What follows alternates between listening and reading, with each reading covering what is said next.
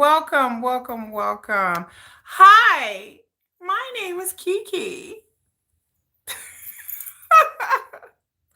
Welcome to my channel, Nomadic Kitty. For all intents purposes, I put the nomad in Nomadic Kitty. Um, it is almost Christmas, so I would like to say happy holidays, happy Christmas, happy Hanukkah, whatever holiday said you celebrate, the winter solstice, whatever that you may or may not celebrate. I like to say happy to it. We're gonna do a live stream. If you're watching this on the rewatch, which I know some of you guys do, we watch it on the rewatch. You see, I got my antlers, y'all. But anyway, some of you guys watch it on the rewatch. I have to say that I usually start talking about the topic around minute 3 because it takes usually about 3 minutes for YouTube to send out alerts and for people to just start coming on in. So in the beginning, I'm just gonna, just talk a little bit and just wait for people to get in here. And this, I do a K-pop live stream every weekend, either Friday, Saturday, or Sunday night, just depending on what time it is. I usually try to give some warning 24 hours in advance, but I talk about what's going on in particular with BTS and then also whatever that's in the K-pop world. And then after we talk about the topics on hand, then we sit there and just have a casual conversation. Again, this is not too formal. None of my live streams are formal, y'all. I'm not that formal with it. So we just sitting around sipping on, and I got some root beer, and we just having a conversation. I usually use my laptop or my TV because I have my TV right here to pull up information or things that I need to read. I will read it to you. I will put links in the descriptions about, if it's something that has to do with facts and figures, and I'll usually put links in the descriptions if I go back and remember after I edit the video. So yeah, if I don't, I'm sorry. Put it in the comments. Hey, Kinley, I am good. I am okay. I'm just okay. I've been sick. It is almost Christmas, y'all. Christmas is 5 days away. And this Christmas has come at a breakneck speed. Make sure y'all like, share, and subscribe. Make sure y'all thumbs up the video at least. This has been it's been a very busy week. I am actually sick. Not with a cold sick. I actually got food poisoning from my work's Christmas party, I believe. So I have something called trichinosis, which comes from pork. And I ate some bad pork and I'm on medication. But I was like, I'm determined to do this live stream for you guys. Bang, bang. I come and do this live stream. Bang, bang. So what are we going to talk about today? It's almost the 4-minute mark. We're going to, of course, whenever I do my live streams, this is how the order of things will go. I will first talk about BTS and give you updates on the members. If there's nothing to update, then I won't mention the member. If there's nothing for me to update. You so excited for Christmas? I'm excited for Christmas too. On Christmas, I'm going to do a live stream. So on Christmas, I'm going to do a very long Christmas. Either it's going to be on Christmas Eve or Christmas night. I'm going to do a very long live stream. So hello, Isabel. So make sure, hello, Aaron. Merry Christmas. I'm going to do a Christmas because I am new. For those that don't know, I am new to BTS. I am Baby Army. I have stayed away and I have not watched any BTS Christmas videos or Christmas songs. I think I've heard like maybe 3 BTS Christmas songs. So on Christmas Eve or Christmas Day, make sure you subscribe to my channel so you will get alerts. I'm going to do a Christmas live stream. I know that, hello, unknown account. I know that everybody, is going to be busy, after Christmas, and you're going to be sitting around drinking your eggnog, and I want to do a live stream. I am okay. I am sick. I'm suffering from trichinosis. I've had some bad pork at a Christmas party, and I am on medication, and I've been sick like all day. So, if y'all see me run off because I got to go vomit or something, then you'll know what's going on. It's nothing personal. But I just take it all in stride. I still was going to do my live stream, but I just didn't feel like doing the hair and the makeup and all that. So that's why I'm just like, you know what? I'm going to throw on my hat. I'm going to put my hair up, throw my hat on, my glasses, and give my reindeer ears, and that's it. That's all I'm going to do. I can't do much else. But this is how we're going to do. This is how my live stream goes. First of all, we're going to talk about BTS. We're going to give the members updates.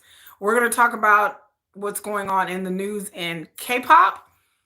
a little bit of that, and then we're going to get into the topic of new jeans, and I am trying to go through new jeans as concisely as I can. They are literally updates every day about new jeans. It's been kind of quiet the past couple of days, so we'll see. But it's yeah. So we're going to get into the whole new jeans thing, but we're going to start out with something more positive because I believe BTS is a lot more positive than the whole new jeans adore lawsuit. That it's a lot, and like I said, I'm going to try to cover it concisely as I can. I'm not going to get into details. There are other YouTube channels like Asian Entertainment, Soul Light TV, Hybe, HYBEBOY, who actually breaks this stuff down like daily. They break there's another YouTube channel called Soul Lawyer or Lawyer and Soul that he has talked about the legal ends of things. Hello, Aaron. I'm hanging in there. I'm okay. And so we're just gonna talk. Like I said, make sure y'all subscribe to my channel. I am trying to get to 1,000 subscribers. Happy holidays to you too, Aaron. I'm trying to get to 1,000 subscribers because then 1,000 subscribers I can be monetized. I am going to be doing giveaways starting January. I have a bunch of K-pop merchandise that I have that is some BTS, some non-BTS. I used to actually have an online jewelry and a K-pop store before I became a K-pop fan. And so I do have a bunch of K-pop merchandise that I'm going to try to do giveaways. I just got to figure out what I'm going to do. Make sure y'all subscribe. Make sure y'all check out my shorts. I do shorts every day, sometimes twice a day. I've gained over 200 subscribers in a month, so I'd like to thank everybody who is a new subscriber. I have stuff in the community tab. I do artwork. I'm an award-winning artist, believe it or not. Like, people don't know, but I have had artwork in galleries. I do digital art. I do AI art. I have shorts. I have stuff, like I said, I write fan fiction now. I got into fan fiction recently, but I've written short stories. But if you check out the community tab, if you're into writing, creative writing, BTS fan fiction, if you want to request me write something else, I write all different kinds of things, especially science fiction and fantasy. That's really what I'm interested in. But I got into BTS fan fiction because I got into BTS fan fiction. So anyway, since everybody's gathered around, it's minute 7 here. Let's get into it. The first thing we're going to talk about is the BTS update. So what has been going on with their boys? First of all, I'd like to talk about Jungkook. I did a YouTube short, very small 5-second clip of him singing Die With a Smile by Lady Gaga and Bruno Mars. He did a Weverse. He popped up on Weverse. I don't have membership to Weverse. This is going to be your 4th year being BTS Army. I'll be a BTS Army forever and entirety. Me too. Everybody keeps thinking it's a phase. It's not a phase. I've been a BTS Army since May or June of this year. So I'm here to stay. I'm in it. I'm in it for life. I'm in it to win it. Um, so our boy Jungkook, he got on Weverse. Again, I don't subscribe to Weverse. So I was shocked to see it in my YouTube feed because I subscribe to other channels. He did a whole hour and 9-minute Weverse live. He got on there and he talked and he sang. And then there's people who have reposted it and then translated it in English because of course it was in Korean, and a lot of people, and it didn't have the translator on. So people have now a couple. This is like a couple of days ago. Reposted the videos. If you look it up, you can find different YouTube channels that have actually reposted the video and translated it in English and the things that he was saying. I watched the whole thing translated in English, and it was good to see him. He looks healthy. He was saying that he's on break for military. He knew he had to lose weight, so he was saying that he dieted because he didn't want to be like, he didn't want to be out of shape or not looking good on camera. He wanted to be quote unquote camera ready. So he started dieting like I think 2 weeks before he knew he was going to do the live. And as if anyone cared. No one, like, I know y'all Jungkook fans. I know y'all don't care. Y'all don't care what Jungkook looking like. Y'all just want to see y'all cookie on there. Y'all don't care what he looked like. But it's nice to know that, he got on there and was trying to look good for Army. But he had a beanie on covering up his hair. He was saying he didn't want to show his hair because his hair is short. And Jungkook strikes me as a person that doesn't like his hair short. Um, he said it before he went into Army that he doesn't like his hair short, and it was cute. And then he sang. Of course, you can't have a Weverse live without Jungkook up there singing. and getting on YouTube, and he was talking about AI. Like, they have like these AI channels where they take famous people's voices and they have them sing all different kinds of songs. And he was saying that the AI is going to put singers out of business because the AI sounded better than the real singer. I thought that was entertaining and cute and endearing. He was saying he was singing and he was saying that he didn't think he sounded good. He's saying that he's been out of practice, that he hasn't been singing. And just like anything else, like any kind of muscle, if you're not singing a lot and practicing and doing vocal training and you go for a while, then your singing would diminish. I didn't think Jungkook's singing had diminished at all. When he was singing Die with a Smile, I thought his voice sounded just as great as it always is. Jungkook is a very good singer. He is a born singer. Like at an early age, Jungkook, the videos I've seen of him at a really early age, he had a good tone. He has a good timbre and tone to his voice that I find pleasant. So to me, Jungkook, even though he may have been a little sharp or off key, hadn't sang in a while, I think he's sang good. And he talked to armies, and you could just tell he was just happy to interact with fans. Like you could tell that he really missed performing. He talked about, that he didn't want to sing any BTS songs. He wanted to wait until, the reunion, that he just didn't feel like he wanted to sing any BTS songs. So Jungkook did that Weverse. He also did a dance video with Bada Lee. Bada Lee is a South Korean choreographer. Um, She's a phenomenal dancer. So Jungkook released a kind of like a dance performance video. I think it was like 3 or 4 minutes. And he was dancing, he was feeling it. He was good. You can tell I think Jungkook loves dancing. I have not seen the I Am Still Jungkook documentary. I'm dying to see that.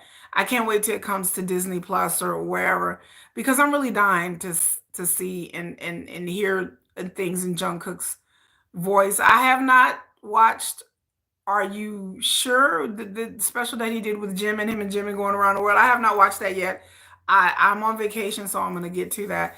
But to see Jungkook dance is again a treat. I mean, I don't care who your bias is. I don't care even if you don't like BTS. You cannot deny Jungkook's talent. Like you cannot deny that he is a good singer. He is a I mean, there are people in K-pop who wish they could sing and dance half as good as Jungkook.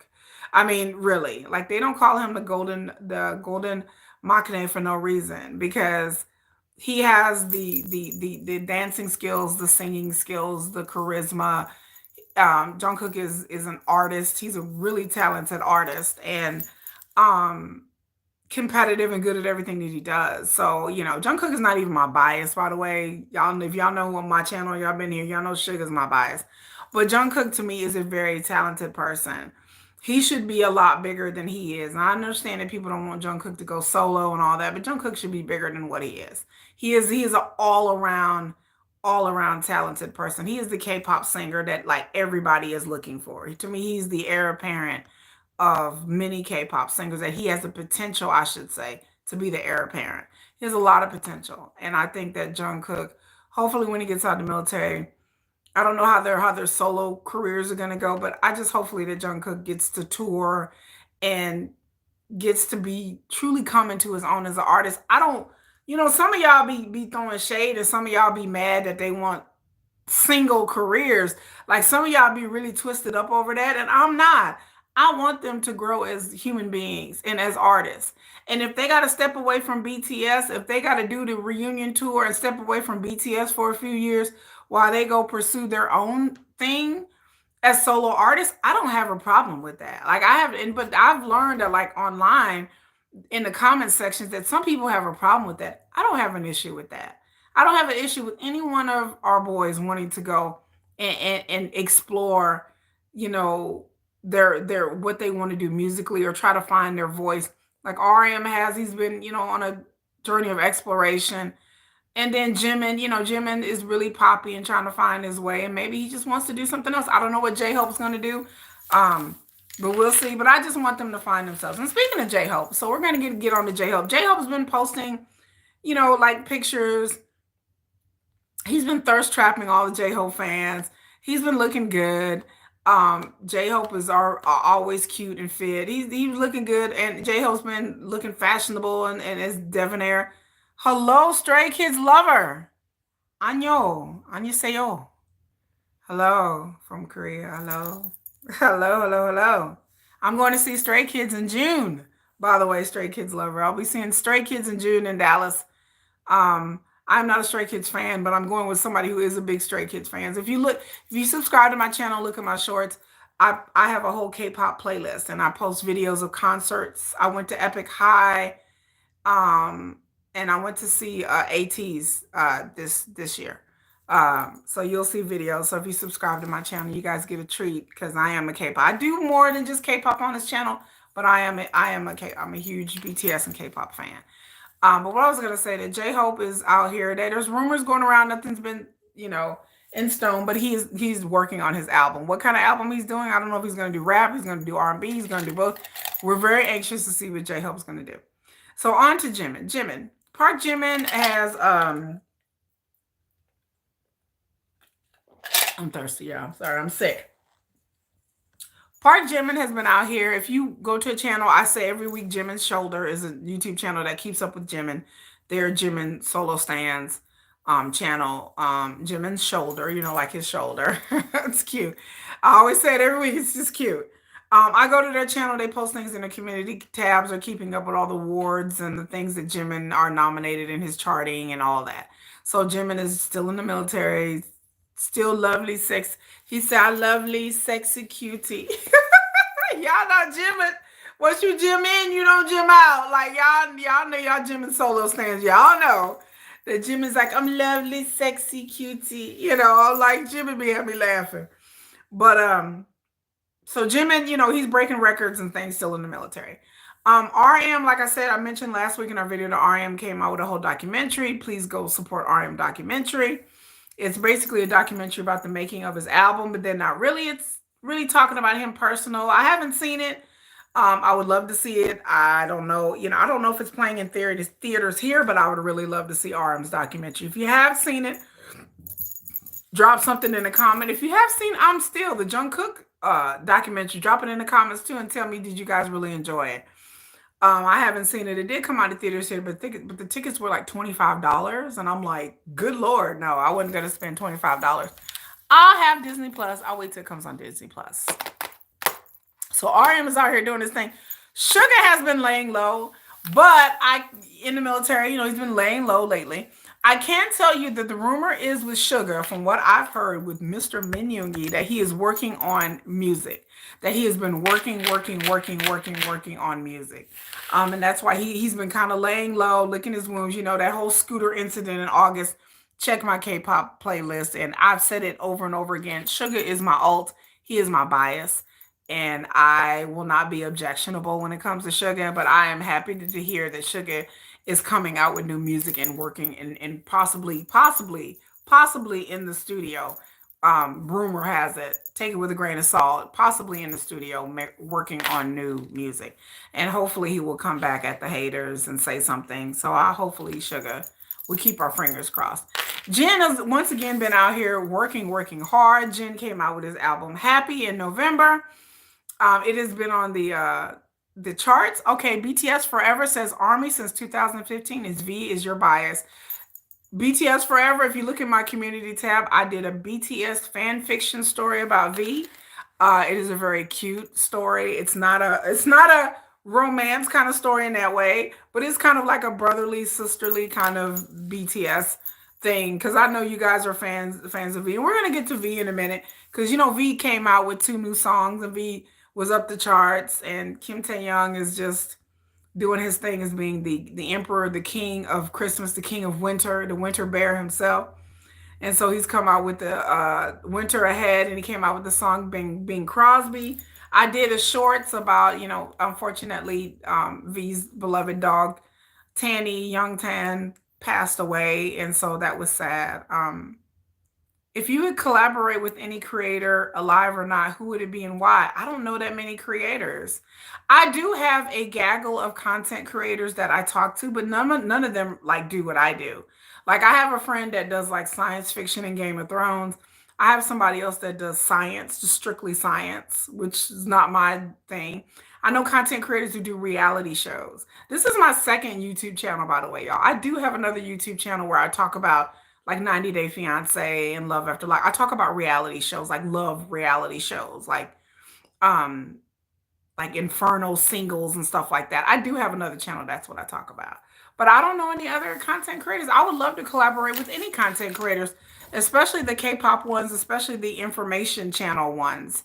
Again, my channel is informational. I guess that's the niche that I would say my channel is, because I do things about geopolitics and breaking down of history and holidays and international affairs and stuff like that. Hello. Oh, Russia. Easy Smiles. Are you from Russia? Thank you, the Mr. Jet Doc 35, for asking me that question. No one's ever asked me that question. I appreciate it. It's a very good thought, intellectual question. Your love from Russia? Hello, Russia. I tell a story before while I'm diverting. My ancestry is my. I have an ancestor. I have a great grandparent that is from Russia. That is actually from Siberia, on my dad's side. So one of my great grandfathers from Russia. So I don't speak any Russian though. Was it Russian? Dos Vadinya. Нет. I don't speak any Russian, but yes, my ancestry. Part of my ancestry is from Siberia, that area, northern Russia. I did a whole DNA test and everything and traced it back. So one of my great grandparents is from Russia. It's a little fun fact about your girl Kiki, little tidbit. But what else was I gonna say? Yeah, Hope Sugar's coming out with another album. V is climbing up the holiday charts as usual. Who else am I missing? Jin. Oh yeah, I was saying that Jin did another episode of Run Jin where he was with this UFC fighter from Korea. And then also he was from Jonathan from K Star Next Door. Jonathan is a host of a variety show. He's from Uganda, but he speaks fluent Korean. He's also been on a K drama kind of game show called Zombie. Are you new to streaming or YouTube? No, this is my second YouTube channel. My This channel has been around since April of this year. I do have another channel that's been around for 4 years, but my other channel doesn't talk about anything close to this channel. It's two like separate audiences and separate things. My other channel, I talk about reality shows and dating. So that's my other. And then I got into it. I do, if you look on this channel in my playlist, there's a playlist called My Journey, which I talk about how I got into YouTubing and how my other channel, I became popular in a niche that I don't like, and so I've become burnt out on that niche. I got into reality shows because it was the pandemic and I started doing videos about reality shows, and I don't really like reality shows, nor do I like watching them. I wasn't really into them, but that's I had some videos become popular. And so that's I kind of like got pigeonholed into doing reality shows. And I don't even like reality shows, y'all. This channel is my passion. This is what I like to do. I like to talk about politics. I like to talk about geography, politics, history, South Korea, K-pop. I'm studying Korean. I'm learning Korean. I know Koreans. Like this is what I have a passion for. And so I love this channel. This channel is more of a labor of love, and it's grown exponentially because I put a lot of effort into it. So make sure y'all like, y'all thumbs up, y'all subscribe to my channel. Y'all look, like I said, I'm all the way around. I do live streams, I do long form videos, I do shorts, and I do community tab stuff. So make sure y'all take a look. But what was I saying? Like Jen is out here doing, he's on a variety show circuit. He's doing Run Jen instead of Run BTS, and he's out here just putting in work, just doing appearances everywhere. So make sure y'all support Jen and his album Happy, and make sure y'all support Kim Taeyoung V, and please support him as well. And all the BTS members are there on their journey. So we've done a rundown of the updates of the BTS members that I know of. Let's see. Now let's talk about something that just popped up in my news that I just had to add to this live stream. BTS is being accused of Sajaegi again. So what is, let me turn my computer on. I think my computer's dead. But anyway, so we're gonna unplug this. So BTS are accused of, again, Sajaegi. So Sajaegi is a term where record labels, companies such as Hybe, SN, JYP in Korea. It's a Korean term that basically means people who are inflating numbers through marketing, where the company is either using marketing tactics or actually buying albums and buying digital sales to inflate BTS's numbers.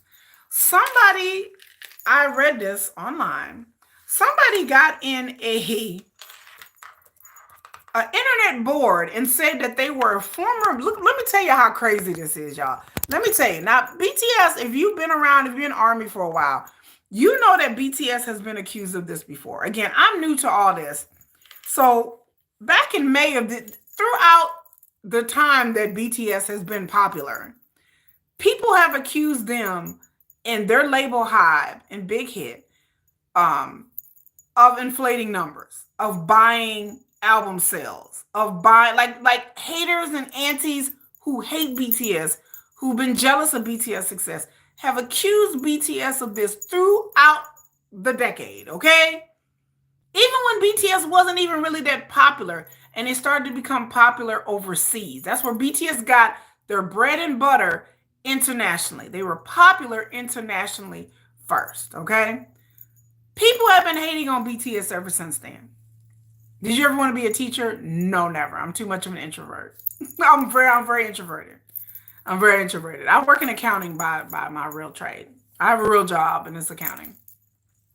But BTS has always been accused of inflating their numbers. Now, I don't know how, now there have been, let me be honest with you, be really transparent.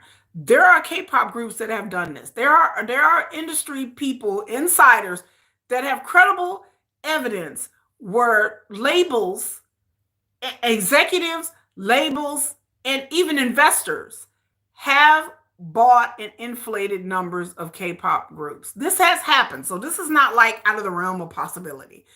However, what doesn't check out with BTS is people have accused BTS in certain albums and certain songs throughout time, from what I've researched, of doing this. Again, there has been no evidence. The government of Korea has looked into this. Independent people online has looked into this. The KMCA is looking at it, which is the Korean like managed, they're like groups of entertainment groups in Korea. Hello, Unique Girly. They have looked into this. People are still on this, okay? I thought it came up when I first started researching and before I became Army. This is one of the things that had me research BTS, the stuff with Hee-jin and the stuff about the numbers. I had never heard this, but this is just but I researched it and realized, oh, this isn't the first time BTS has been accused of this. So it came up in April and May of this year. Once again, Army was on it and was like, this is lies, blah, blah, blah. Nothing ever came of it. Somebody was saying that they were going to report Big Hit, their label, and Hybe, their subsidiary. They said they were going to report BTS again to the Korean authorities, the entertainment authorities, whatever. Nothing ever came of it. It's back in the news again, armies. It's back in the news again. Like, I couldn't believe, I was like, surely this must be old. No, what? No, what? I was like, this is in the news again? Like, again, y'all. This is why we can't have nice things, Army. We can't have nothing nice. We can't even have a good winter. Okay? We can't even have a good Merry Christmas and a Happy New Year, BTS. Because once again, this has reared its ugly head again. So I'm going to go through here and I'm going to read the article. Because I couldn't believe this. I was like, surely they're not accusing this again. So I went to all K-pop, okay, and there's a bunch of other websites. A former Big Hit employee claims, well, I'm sorry. This title is worded really weird. Let me scroll down, okay. There was an individual that went online, okay. A person claiming to be a former employee of a company involved in Sajaegi, which is chart manipulation, is alleging that Big Hit Music utilized their services for BTS back in 2015. Now,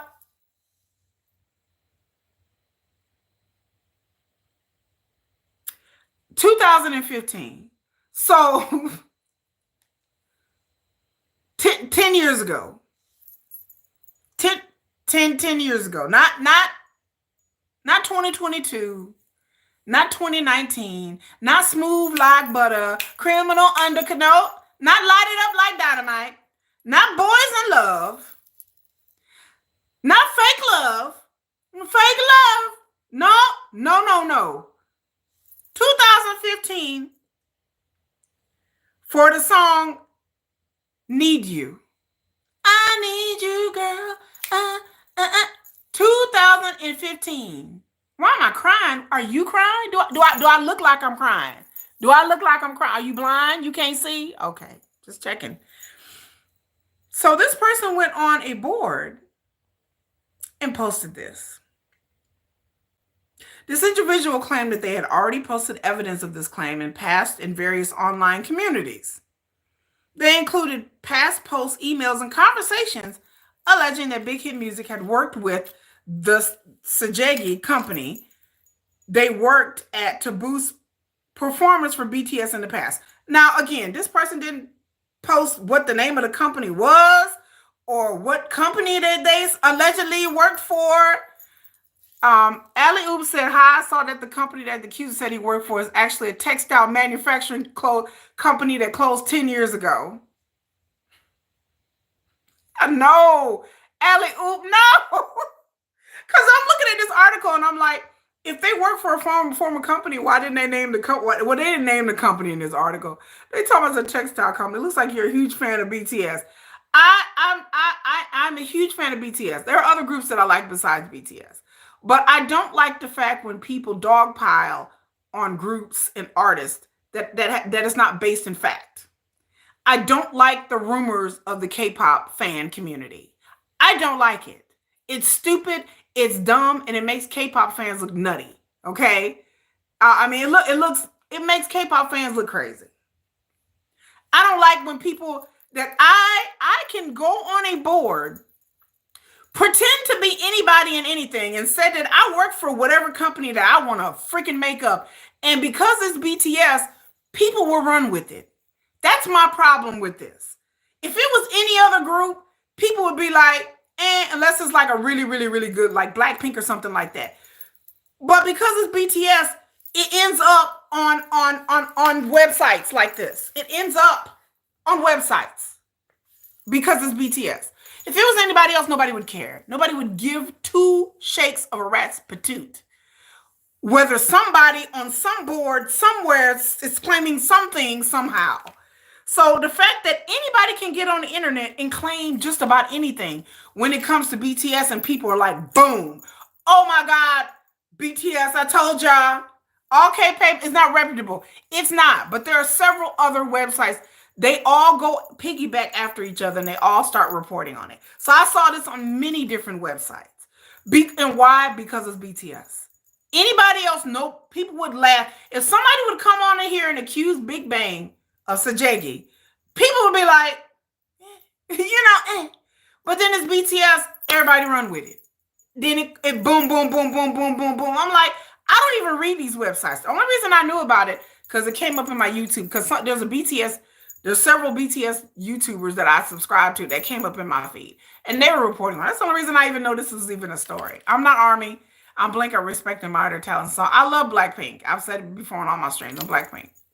I'm a Lisa fan. So they were I went to a Blackpink concert too when they came to concert in Dallas.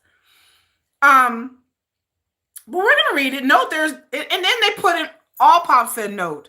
There's no evidence that this person's claims are true. However, this topic is gaining major traction on 3 online community sites. Pan-Nate, the fuck, the Q in instance. I don't know who is this? Who is this, y'all? Do y'all know who the fuck is Instiz, the Q, and Pan-Nate? I've never heard of this. I don't know who that even is. They're gaining tractions on 3 online sites. I'm thinking like Instagram, Twitter, TikTok. You're quoting online community sites, which I know too are full of antis. So, as a journalism student, I have a degree in journalism. I find it very incredulous that we're quoting online internet community. Oh my God, I need to start quoting Lipstick Alley now because you know what? They said it in a tab on Reddit, so it got to be true. Cause I gotta get so we're quoting internet community sites now, like armies. This is so laughable. I want to gag. Like this is what we're doing. Internet online community sites. I must have go post something on Reddit and just make up shit and be like, well, Reddit said it. The people on Reddit was talking about it. I don't know none of these sites. I've never heard of none of these sites. Bye, Unique Girly. She said that's probably the most traffic sites they'll get out here. Girl, alley oop, you ain't even lying. Nobody's even heard of these sites. I asked other people and they like, who? So the person's original post was on a site called Instiz. INSTIZ. If you've heard of Instiz, please raise your hand. Please let me know. Let me know in the comments if you are like, oh girl, Instiz is where it's at. It's not Reddit, it's Instiz. I never heard of it. Never heard of Instiz. So this is the translation of what the person said in Korea. They said, the truth about Bangtan Soyodan, Sajaegi allegations, and blackmail evidence. Again, it's starting out like fanfic. Main text. First, I would like to apologize for the posts and comments I wrote in a state of disarray in the early hours of the morning. I'm reading this. This is what this person wrote. Y'all, I swear to God. After much deliberation, fear, and internal conflict, I have decided to write this message. I sincerely apologize once again for relying on alcohol.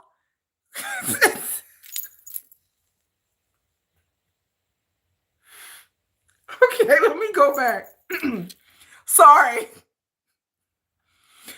I sincerely apologize once again for relying on alcohol and posting during a moment of emotional turmoil amid my endless indecision. This time, I am to share my sincere thoughts and the truth clearly and straightforwardly. Number one, the reason for writing, hello, I'm someone who's well aware of the internal circumstances related to BTS, Bangtan Soyodan, and allegations of chart manipulation. Recently, I felt deep anger over the government's disregard for the public, particularly after witnessing the controversy surrounding President Yoon, potential impeachment, and the senseless responses from the ruling party. Additionally, in April of this year, allegations of chart manipulation by Hybe, formerly Big Hit, resurfaced.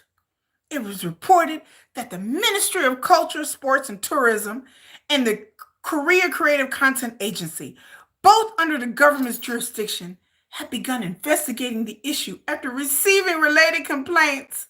However, it appears that the investigation is not being conducted properly. Unable to remain silent no longer, I have mustered the courage to write this post. Number two, the failure of Solence in the Star Crazy audition. I was employee at Solence Entertainment and Age of Star Entertainment. Both companies run by CEO E, who was arrested in 2017 for his involvement in BTS's unlawful marketing scheme. Now, I've never heard of this. Maybe y'all know. I don't know what she's talking about. At the time, Solence Entertainment was a company specializing in production of drama, OSTs, and the promotion of singer albums. The company was busy when it participated in the production of OST Eternal Love, sung by Min Kyung Hoon for the SBS drama Life is Beautiful. Okay, I've seen that. In addition, the company planned an innovative online audition program called Star Crazy Audition that drew 30,000 netizens participating. However, it failed to achieve widespread recognition. Okay, yeah, I've heard of that. And so she goes on to say that singer Yang Song E won Star Crazy Audition and debuted. However, it failed. It failed. Okay.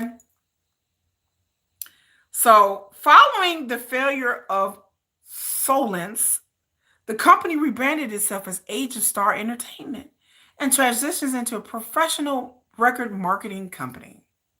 The company began handling album promotions, exposures through portal site algorithms, chart manipulation to boost the ranking of songs on music charts. They collaborated with various domestic artists as part of these efforts.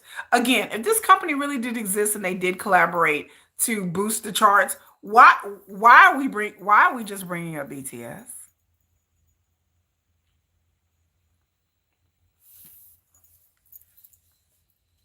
I'm asking for a friend. So we bringing up BTS?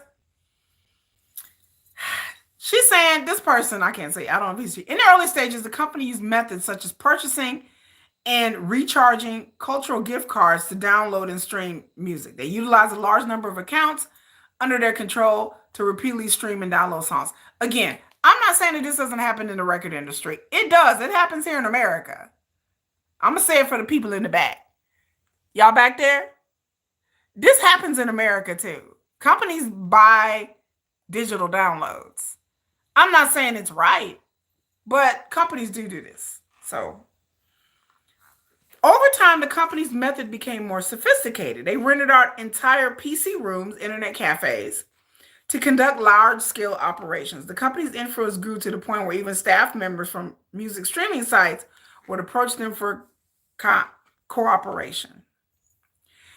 Okay, so they're claiming that BTS song, I Need You, Girl, they're claiming that song was boosted in the charts. Now, when this song came out in 2015, I wasn't even a K-pop fan, but I had heard this song before.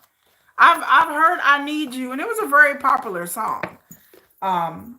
So as to why they would need to boost it, but we're going to find out.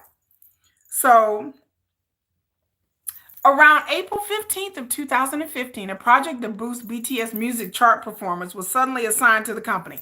Okay, they're talking about boosting the music charts, I'm assuming in South Korea.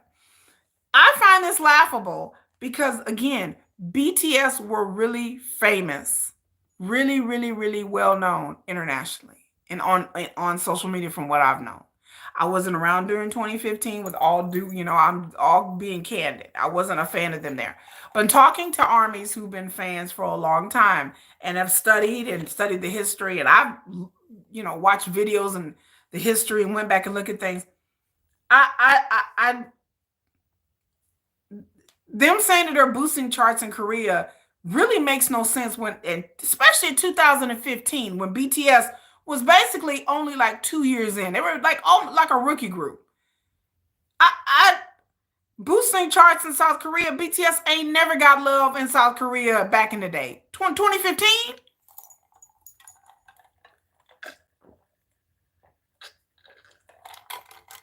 And then my other question is, did Big Hit even have that kind of money? Did Big Hit have that kind of money in 2015 to push I Need You? Did they have that money? I don't know, y'all tell me, armies. I don't think Big Hit even had that kind of money back then. BTS was only around like 2 years then. How did they have the money to push chart manipulation? Like they claiming. So They're saying the issue arose when Big Hit requested additional work during the project. The extra work consumed resources that had been set aside for other artists. So you mean to tell me that this company, Big Hit, which was not a major 3 record label, BTS was a rookie group. They did not be Big Hit, from what I know, did not have a lot of money. So you mean to tell me that they had enough money to request resources to this company that they requested so many resources to boost I Need You, a song that became popular overseas than Korea. But they're claiming that Big Hit in 2015 paid a lot of money to push I Need You on the charts in Korea when they really weren't that popular in Korea anyway.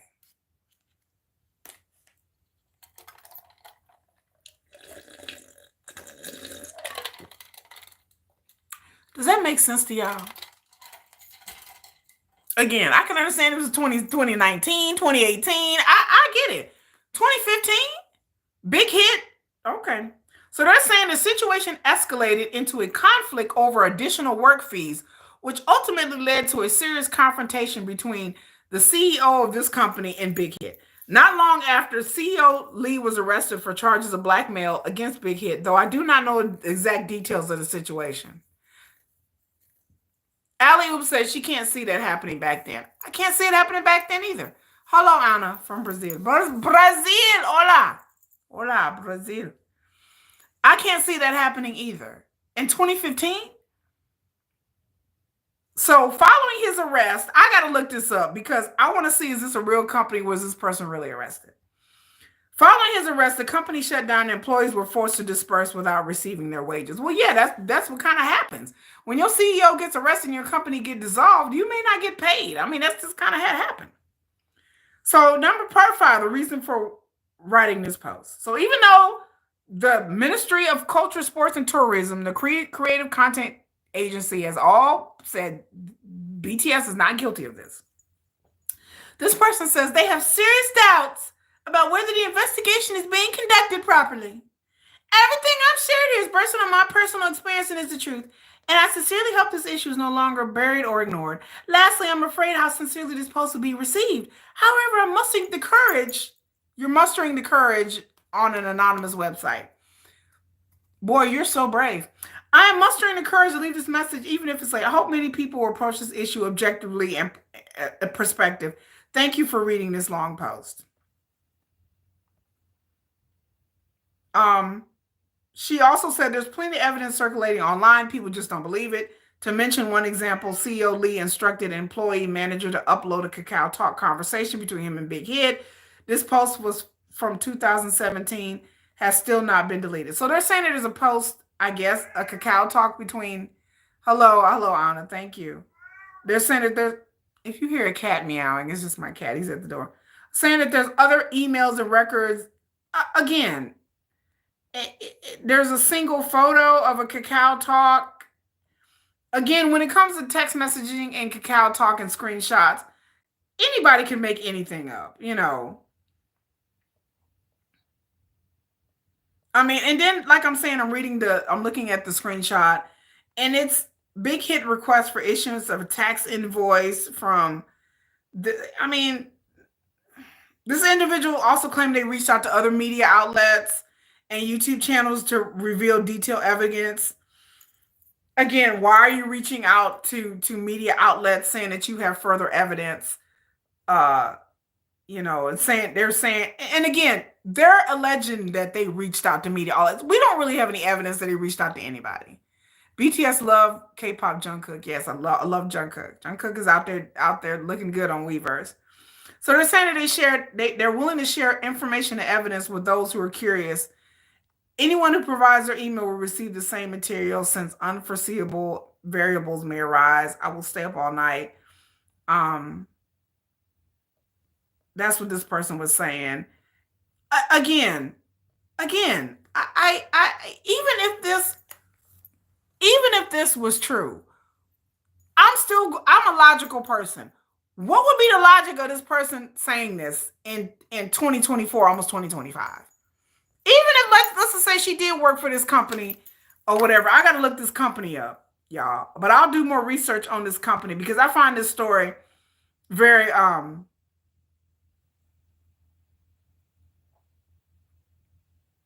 you know, and then people are like, what if there is concrete evidence? Someone's like, someone in the comments said, no concrete evidence from anonymous user bringing up a 10-year-old allegation. No evidence at all. Try harder. I'm like, yeah, like what 10, and someone said, I'm sorry, but this person was involved in chart manipulation. They suck at their job. BTS only won one episode of an award show in 2015. Only one. One. With I Need You. And then 4 side awards across all major award shows at the end of the year. If they were manipulating the charts, I would expect results better, honestly. That's what somebody is saying. Right. If they spent all this money manipulating the charts, I'm like, they didn't really, that company failed.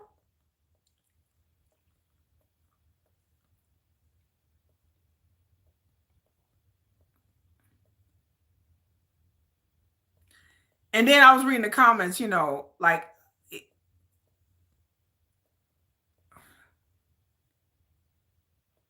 so people are talking about this has got nothing to do with Newjeans. This has to do with BTS. Yeah, someone said BTS triumphs and successes have been million times proven, while all that people have tried to accuse them of payola for years. Fake comments and fake supporters and fake brainwashing shouldn't count. And I like I said, I agree. Like it logically makes no sense. Why would somebody be bringing up something that happened 10 years ago? What would be the point? If I can understand if they were an executive of the company, but you mean to tell me you're an employee that worked at a company that's no longer around, that supposedly allegedly the CEO went to prison or whatever. Again, I haven't looked this company up. So why? And then supposedly this company worked with other artists, but you somehow just bring up BTS. You don't bring up any of the other artists they work with or contract, but you're mad that BTS is not investigated for chart manipulation, but then you don't bring up any other artists that your company may have manipulated the charts for, but you just bring up BTS. And then you're anonymously on some bunk websites, some online chat communities that no one's really ever heard of. Smell like some Hee-jin media play to me, it do. And you talking about I've contacted other media. How do we know that? This person is claiming they contact different websites and YouTubers. Okay, we can't verify that. Well, I have more evidence if you email me. Okay, well, why don't you just drop the evidence? Why don't you drop the evidence? Where's the screenshots? Where are the emails at? Why don't you drop the evidence?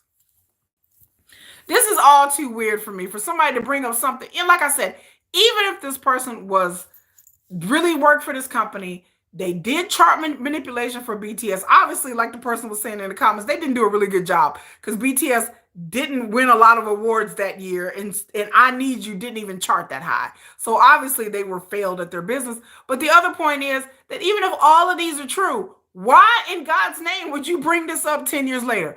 Why would you bring this up 10 years later? Why? BTS, most of them are in the military. BTS hasn't released an album. They in the military. Why would you come out and say, well, they're not being investigated right? It's 10 years ago. Why is this still bothering you? Why are you up at night drinking liquor and soju? Why are you drinking soju late at night worried about BTS chart manipulation? Like, dude, like if you used to work for a company and you up at 3 o'clock in the morning wringing your hands and fucking sweating because BTS manipulated some charts, and you just like, I don't know, I'm just so worried. Like, don't y'all got a whole ass coup going on in South Korea now? I ain't trying to be funny, But don't y'all got like a whole government meltdown? Didn't y'all just impeach y'all president? And you worried about BTS chart manipulation?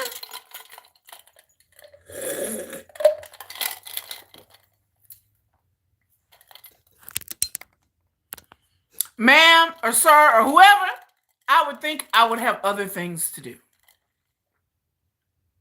Then worry about if the KMCA is investigating Sajaegi. Like, don't y'all need another president? Like, I mean, can't you find other things to be worried about?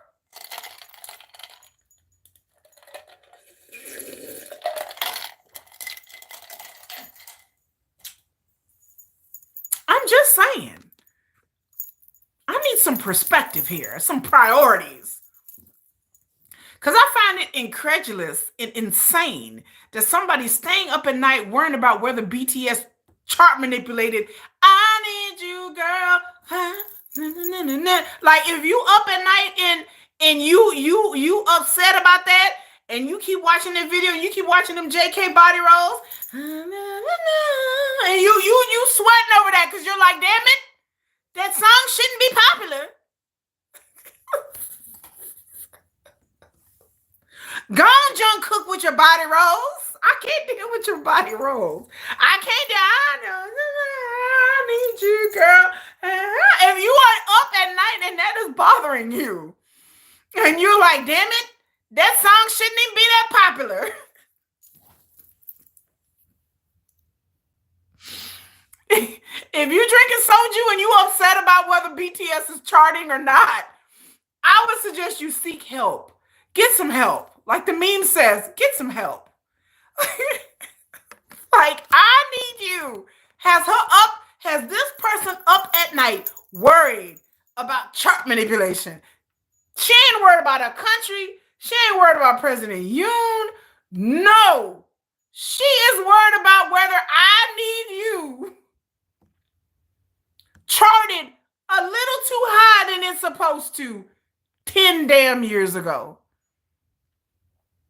Now, does that sound like something a reasonable person would worry about or post in an online chat group somewhere, and you screaming to the rooftops and like, nobody's believing me, nobody's investigating them? And even if they investigated and find that BTS, will say, let's just say hypothetically, armies, they do investigate it and they found out they chart manipulation, then I'm like, what are they gonna do? We're gonna be like, we're gonna take away that side award you won at the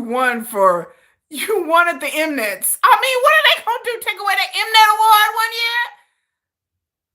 Do y'all not understand that, you aunties who get out here? BTS doesn't care. Y'all really?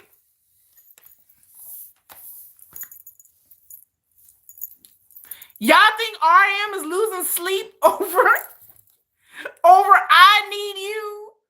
If they come back and be like, give us back your Mnet award, I'm sure BTS be like, here, take this shit. Yeah, we're taking our Mnet award for, they be like, here you go.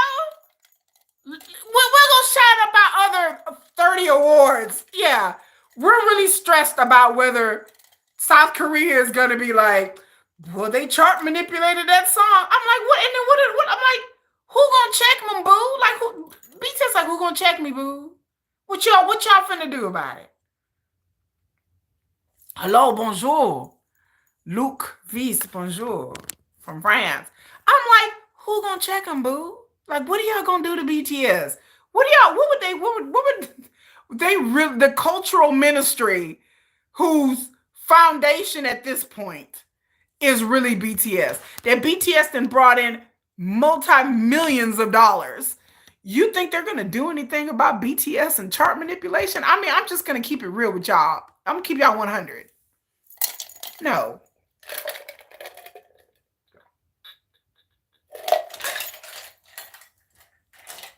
And do you think BTS even and Big Hit even care? They probably don't. They don't. But I just love it in the Korean media. They want BTS to be so stressed and so pressed about everything what Korean media has to say about them. They want to be able to take BTS down and build them up whenever they want to. They want to be able to say whatever they want to say about BTS, and BTS supposed to feel some type of way about it. They supposed to like hesitate and not make moves because people, the netizens in Korea said such and such. Honey, I news flash. BTS is above it, baby. I'm sorry, my BTS is like we're above it. Hello, BCNZTY.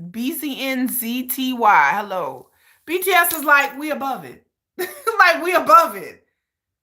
BTS are international pop stars. I know y'all hate it. I know you aunties hate it. I know you people in Korea like to hate on BTS. I know y'all are in your heart of hearts just hating it so bad, just eats you up that BTS got a career outside of Korea. I know y'all just really, really hate that. Y'all like, ooh, curses you, BTS. The BTS can sell albums and do things worldwide. That Jungkook can get on a Weverse and bring 20 million people. 20 million 20 on his Weverse lives. That more people are watching Jungkook's Weverse than watching y'all little funky little awards show. I know y'all hate it. Oh, I know y'all hate it. I know y'all are sitting back like, ah, I know y'all just so upset. Why would they not like that? Not like what? I know y'all hate it. I can't wait for them to come back so they can make some money off. I can't wait till they can come back and make money off the haters. Like I said, I know y'all haters y'all just like BTS. Y'all just want them to care so bad about what these haters think and what these K netizens really think. But at the end of the day, BTS money is made overseas, whether people want to admit it or not. Korea only is a small country with so many people. When BTS go on tour, they go on tour worldwide. That's how they make their money. They make their money by going touring internationally. Their armies are worldwide. There's more of us than just in Korea. So I know y'all hate it. I know y'all really eat y'all up. That no matter what y'all do to BTS, that somehow they still keep rising. And oh, they're gonna go to the military. I read the post and giggled. The things people were writing about when BTS went to the military. Oh, this is the end of BTS. BTS is gone. BTS.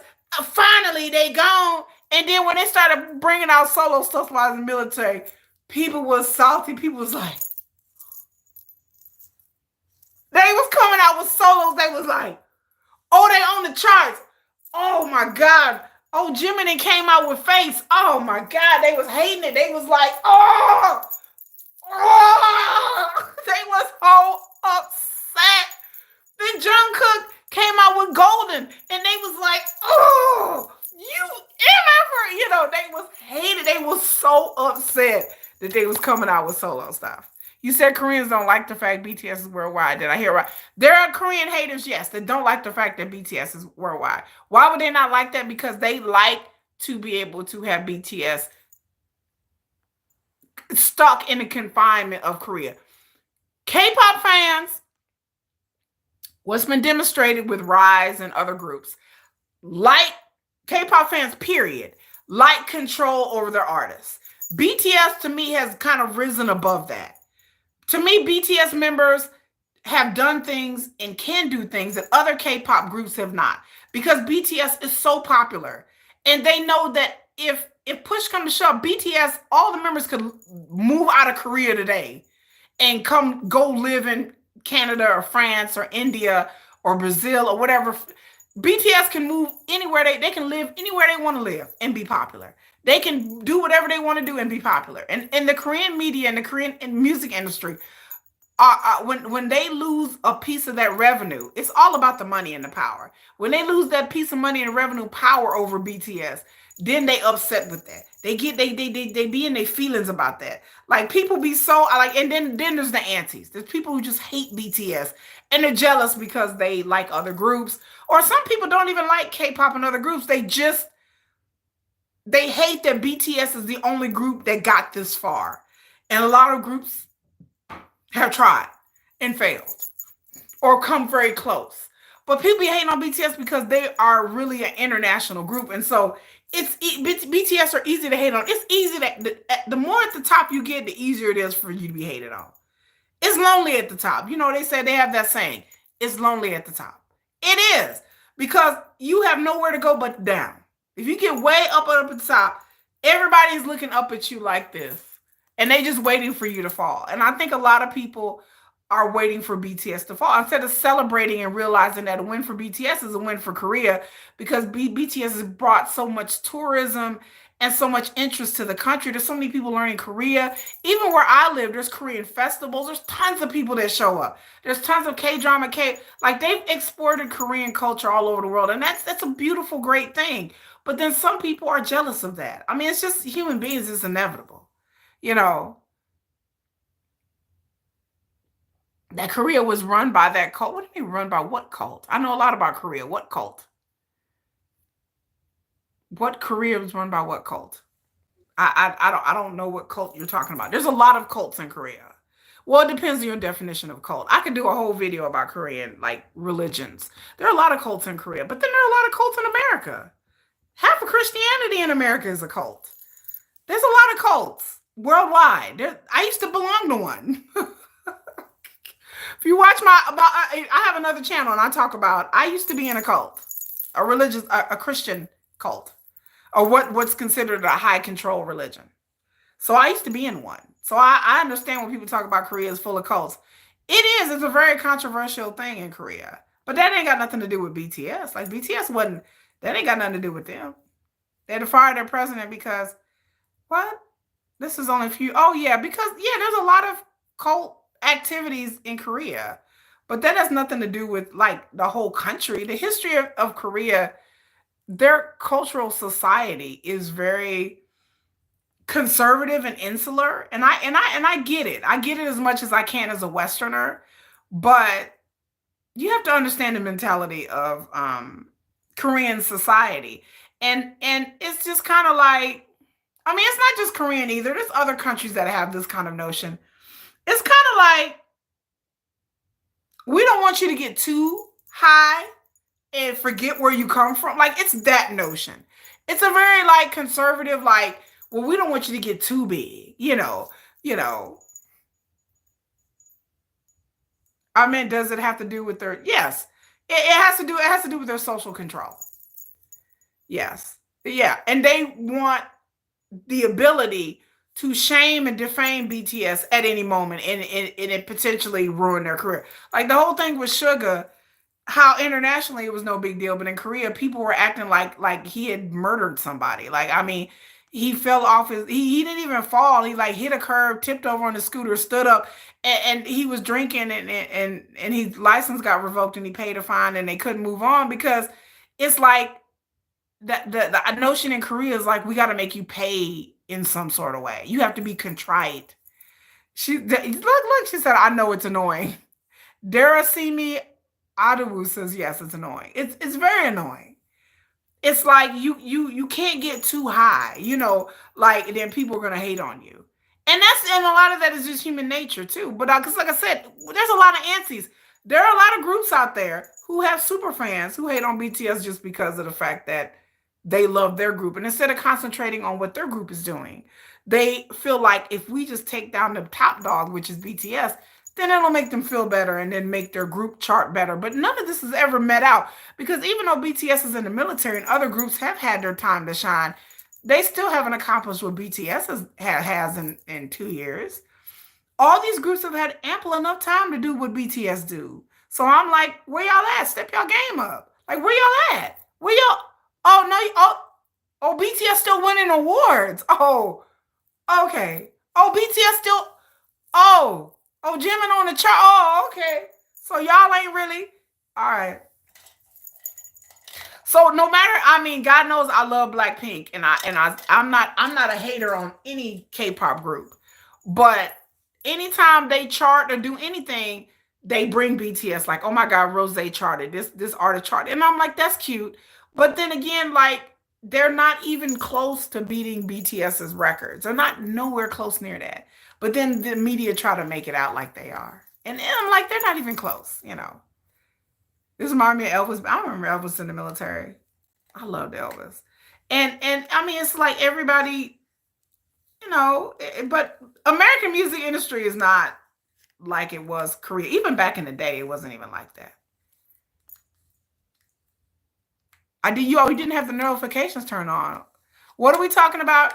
Right now we're talking about BTS being accused of Sajaegi, which is the chart manipulation.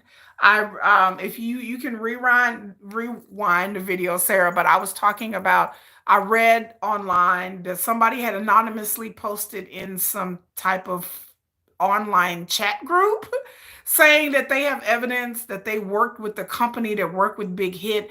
And so now, again, once again, the allegations of BTS chart manipulation for the song I Need You back in 2015. Now, I know this sounds crazy. When I read it, it sounded crazy. It sounds crazy when I'm saying it. But when I sat here and read the letter that the persons wrote, it's on all K-pop.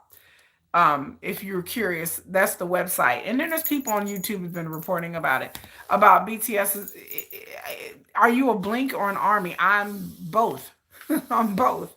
But I'm more of an Army. I'm more of an Army. I'm more of a BTS fan than I am a Blackpink fan. But I like Blackpink. Blackpink to me are the queens of K-pop, or were. I mean, they coming out with solo stuff. I like Jennie. I like Rose. I love Lisa. I'm a Lisa stan. Lisa is my favorite. I love Lisa. I absolutely adore her. Um, but yeah, they're accusing BTS once again of cooking the books, chart manipulation, big hit buying. And again, like I said, 2019, 2020, I could possibly understand. But 2015, I mean, they're accusing Big Hit of paying. I was like, did Big Hit even have the money to even pay? Like, Big Hit was nothing. I cannot see Big Hit. They were so broke and so limited on resources. And BTS was such a rookie group that BTS did not have the hits like that in 2015. They had some songs that did chart, but BTS weren't the powerhouse they were in 2015. They were a rookie group. They were getting famous on the internet, on TikTok and on YouTube. BTS was not that big. And the fact that people are trying to make it out like, you know, come on now. I feel that your bias is Jisoo. I hate when people accuse them. So-called fans want to accuse them for something so stupid. Yeah, is that somebody anonymously posted something on a chat group, and then all suddenly it's been on like websites. I was like, y'all, the only reason it's on websites is because of BTS. If they would have came out and accused ATs or some other group of chart manipulation, this wouldn't have spread. But anytime BTS do anything, it spreads. I'm like, I could go online, create an anonymous account, and be like, I used to work for Big Hit, and let me tell you, they were chart manipulating. I mean, anybody can be on the internet anonymously say anything. I'm just liking the fact that people are going with this like, oh, this is a scandal. This is not a scandal. This is some anonymous person who we don't know who this person is. We don't know their real name. We don't even know if this person is even Korean. We don't even know if they even live in Korea. They could just be absolutely positively just making up everything. And then it blows up on the internet. I'm just like, only because it's BTS. Any other group, no one calls. Yeah, like for eating a strawberry with two hands. I hate when people accuse them. Yeah, like, yeah, anybody can make up anything. If you can be anonymous. This person has not provided any solid evidence talking about, well, if you want to know more, email me and I can send you the evidence if you put me on your show or something. I was like, it seemed like you're a clout chaser to me. Seems like you're clout chasing. Seems like you're just making up. People make up stuff all the time against K-pop singers to get attention. You know, people have done this. People anonymously reported all kinds of things that turn out that people just do it for attention. So I would tell everybody, take it with a grain of salt. You know, so I just get annoyed And I, like I said, it besides it being BTS and I'm Army, but I wouldn't want nobody to make up stuff about this for Blackpink, Stray Kids, nobody. I don't want anybody going on the internet and being like, "Let me tell you what Lisa from Blackpink did." Like I don't like that, and then it just runs with it. You have to be like, "Oh man, somebody that posted some crazy stuff on the internet," and just take it with a grain of salt and move on. But the fact that all K-pop has reported on this. Korea Boo, Pink Villa, like all of these quote unquote K-pop quote unquote websites, gossip sites are now all running with this because it brings clicks and views.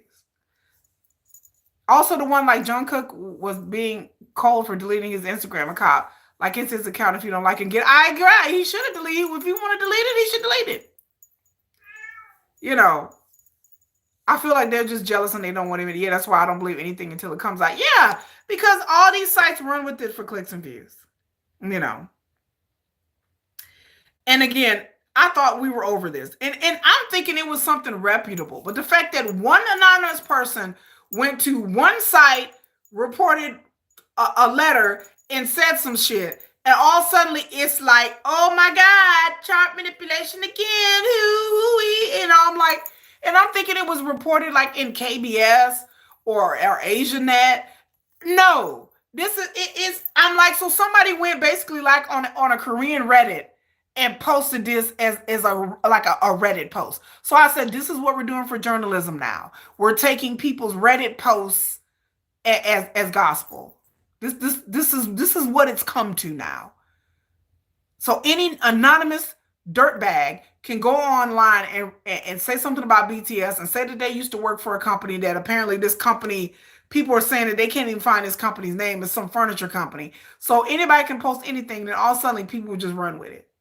I'm like, if I ran with every damn Reddit post we see about stars and celebrities, it'd be a long day. Because people post a lot of junk on Reddit. It's Reddit. So these other websites that they're naming that they posted on, it was like a Reddit site. I'm like, I heard a kitty. Yes, my cat at the door. He's going, meow, meow. That's my fat kitty at the door. But he wants to come in, but I won't let him in because when he comes in and he's bad. But yeah, I was like, so anybody can just post any. This is where we are now in almost 2025. That anybody can go and post anything about BTS and people are just gonna run with it.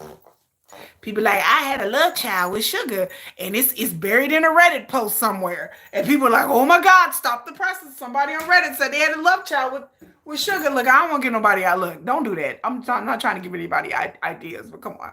So that's what I was reading about what was happening with that. And I do have to say one thing. Someone said, yeah, and someone was like, I hate you to Bang Chang. And he was like, guess what? I hate me too. And I was just like, why are you obviously not a stay yet? You came to say that, and the haters are so jobless. Yeah, people come on the K-pop idols live streams and they say hateful things to them. I have nothing hateful to say to any K-pop idol. That wouldn't even enter my mind. These K-pop idols have done, unless they've done something hateful, unless they've assaulted someone or something like that. But there's no reason for me to be like, oh, I'm gonna waste my time to get in this person's live stream and then say hateful stuff to them. Like, why? Why would I do this? These people, these idols are just trying to make it in the industry. A lot of them love music. They love what they do. They're struggling. They're going through things that we can't even know. Like, we don't know what these idols are going through, right? They work real hard. Nobody can tell me that idols don't work hard, because they do. They work hard. They're the hardest working people in any industry is Korean idols. They work their butts off. I mean, these people up here eating an apple a damn day. They up here rehearsing for 14 hours a day. They're being told what to do, where to go, what to live, what to wear. What they can't even decide what even the hair color that they want. Somebody's controlling their every move, their off days, like. And then the idea that people come on there and hate them for what? They have they have a very difficult schedule and a difficult life.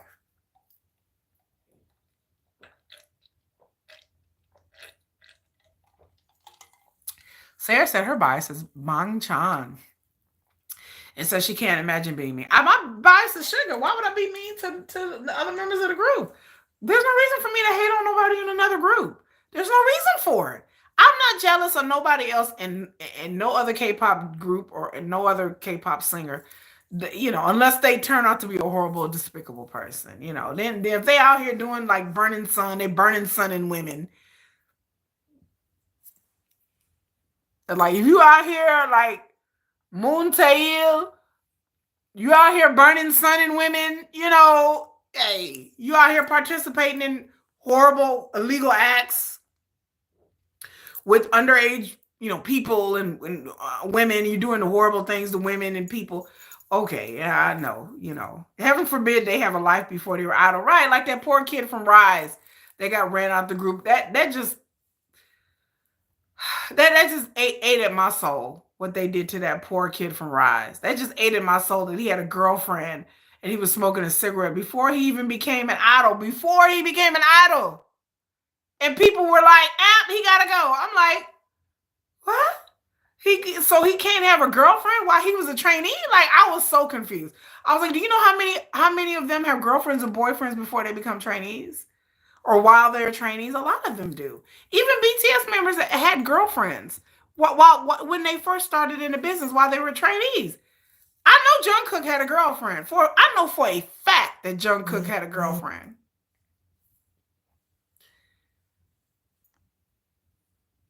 I know for a fact that Jungkook had a girlfriend when he was 16 years old as a trainee. I know it for a fact. I won't tell you how I know. I'm just gonna leave it there. But it's almost known. Like if you know, you know. Like we all know Jungkook had a girlfriend. Y'all, if y'all been in armies, if you were army, you know that Jungkook had a girlfriend for a little bit, for quite a couple of years there.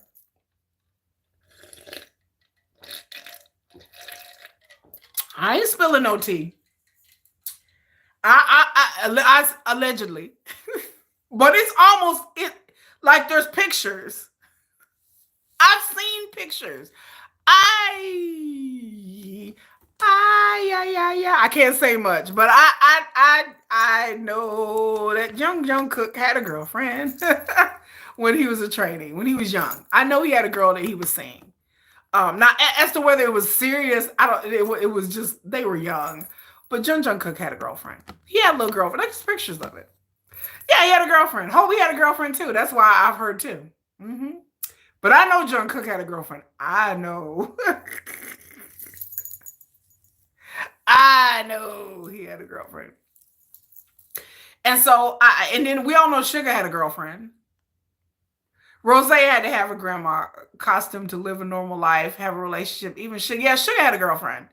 Yeah, he's talked about it in his music, but about him having a girlfriend and then him having to get rid of the girlfriend. I mean, not having to get rid of her, but they kind of like grew. It's hard. It's hard. And I do have to say one thing before we get into the Newjeans story. Like, I read a lot of things in comment sections from a lot of people. I don't know if these people are BTS fans or how old these people are. When it comes to BTS and relationships. Now, if you are on my channel, I write BTS fanfic. So you can go through my community tab, and then I just put out a video that's my first like fanfic video where I took my fan fiction and put like into like real music and stuff. So you can check it out. Subscribe to my channel. I post videos every day on my shorts. There's stuff in my shorts and everywhere. I like writing fanfic. So I've noticed, being in fanfic circles, BTS fanfic. Jungkook was so cute when he was a trainee with those big cute eyes. He sure was. He was big old doe eyes, yeah. About the BTS members dating and having relationships. I'm so for BTS dating and having relationships. But there have been certain things lately about Jungkook that people have remarked. I guess because I don't know, because of rumors, because people think that they know things that they think they know, but they don't really know. I can unequivocally say that people have to keep it in perspective. There are things that have been said about Jungkook that I have not appreciated in the past couple of days. So I'm just gonna get on my soapbox a little bit and just tell y'all how I feel. People have said things for years about Jungkook and his tattoos and his piercings and stuff like that.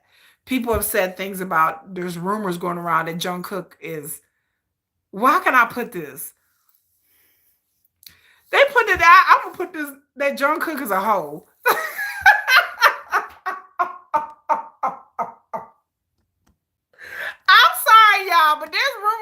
out there that Jungkook ain't nothing nice, that he likes the ladies. And I'm like, they talking about Jungkook. Yes, he was on live during his vacation. You know that people that came out and said that Jungkook is kind of a ladies' man. That he is kind of like maybe have dated older women, younger women, women his age, foreign women. That Jungkook, has been living his best BTS K-pop life. And there's rumors. I don't know if these rumors are true, but there's been rumors going around for years that Jungkook. I mean, hey, he's a good-looking man that hangs out, especially before his military. That hangs out in certain circles. Jungkook is a good-looking man. Okay, can we all just establish that he is a rich, famous, smart, charming, good-looking man? Yeah, and yes, consensual. Not saying that he's doing anything. That is all consensual. But there have been, them people like kind of like throwing shade little here and there about him being kind of a ladies' man. And I'm like, he is a young guy, okay? He's a good-looking young man with all the money in the world, living in this big house he just built. And I was like, and he's in the military right now, so everything's been okay. But then people have thrown dispersions at him about, him potentially being for flirtatious and and I just have to say that like when it comes to BTS, I tell people to keep things in perspective when it comes to their love life. First of all, we don't really know. We don't really know what's going on in their love lives. So there's just speculation. Number two, I can tell people that these are grown men. These are grown men. Men. These are not little boys. These are not little kids. They're not teenagers. These are grown men. Rich, good-looking, famous men. Are they going to date women and not be serious? Probably, yeah. Are their rumors going to be with them connected to this person and that person, whether it's true or not? That happens in any kind of celebrity situation, whether it be true or not. But do they have a right to do that? They do. I was like, they don't have to be in a relationship or wanting to be married right now. I don't think it's hard enough to be in a relationship as a regular person like you and I. But to be BTS and be in a relationship is even probably 100 times more problematic. You got to worry about rumors, you got to worry about personal information leaking, you got to worry about is this person going to make up lies about you? Is this person going to blackmail you? Is this person going to say bad things about you? What is this person's expectations? And then you may fail this person. This person may fail you. It happens in real relationships. Hello, Janvi. But then to be in a relationship with a K-pop singer, like whenever I do my fan fiction writing, I put a lot of thought into it because I think to myself, like, how would I react to be in a relationship with somebody so famous that you have to keep it secret? And then what if y'all break up? Then this person can go to the press and badmouth you and tell all kinds of horrible things about you that may or may not be true. So it'd be hard to be mentally and emotionally, physically intimate with somebody when you never know when this person's going to turn on you, or you never know what the person's motivation for being with you in the first place. There are a lot of people out there in the music industry and entertainment industry that are hangers on, that they flitter around between different circles, different parties. Y'all know that one chick. What's that one chick? What's her name? I don't know her name, but she used to be a trainee, and she's notoriously known for like giving drugs to K-pop stars. And she was involved in that scandal with that one actor from Parasite that ended his own life. That he was involved with her. Like there's people who hang around K-pop circles and famous people, idols, all kinds of idols that run around in these circles. And that's all they do is try to blackmail idols and blackmail people and get with these idols and behind their backs, behind their wives' backs. There's a whole like group of groupies and hanger-ons. So you have to be really, you have to be really careful. Yes, the idols are human, Yeah, people try to say Jungkook is gay. I don't know. I don't know it either. Alliop said, I tell my husband all the time that by some miracles, one of them came with the NDA. It's all right. Right. Like that, they're gonna come with that NDA girl and be like, could you sign this? I'll be like, well, let me sign it. I would sign the NDA. Sugar called me. If Sugar ever watched this video, I wouldn't tell a soul, baby. I wouldn't tell nobody.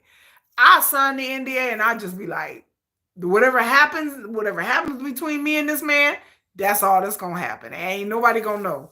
I wouldn't tell nobody. I wouldn't even come on here and say nothing. Y'all just be like, who is my bias? Sugar's my bias. Sugar's my ult. He's my ultimate bias. If you subscribe to my channel, you'll see.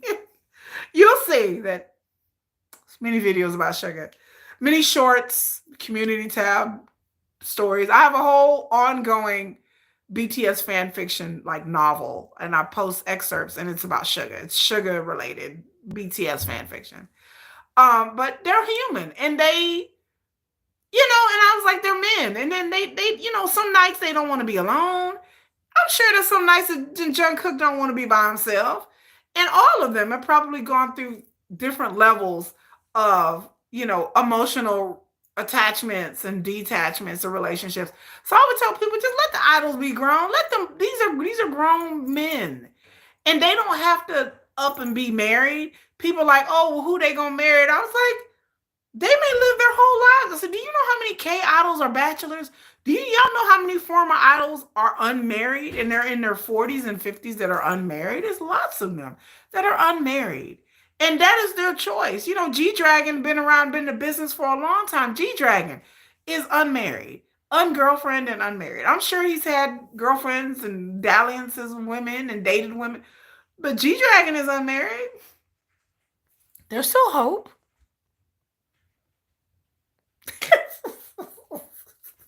TOP is still unmarried.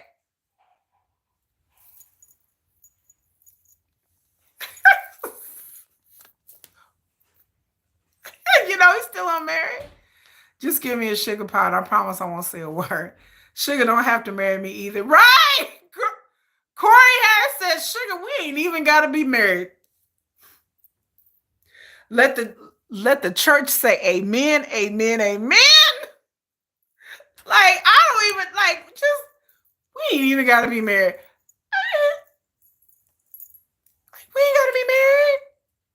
Yes, we ain't gotta be married. I don't need no ring on my finger. I just be like, just give me some free tickets. I'm good. I'm just like, I'll be sitting up in the front row, like, oh yes, this is. I'll be in the front row talking about, hey, hey, with my mouth shut. But y'all do know, I'm finna tell y'all something I tell y'all before. There is a picture of Sugar and a girl that this picture was hushed up. And it's on the internet if you look it up. And it originated in India.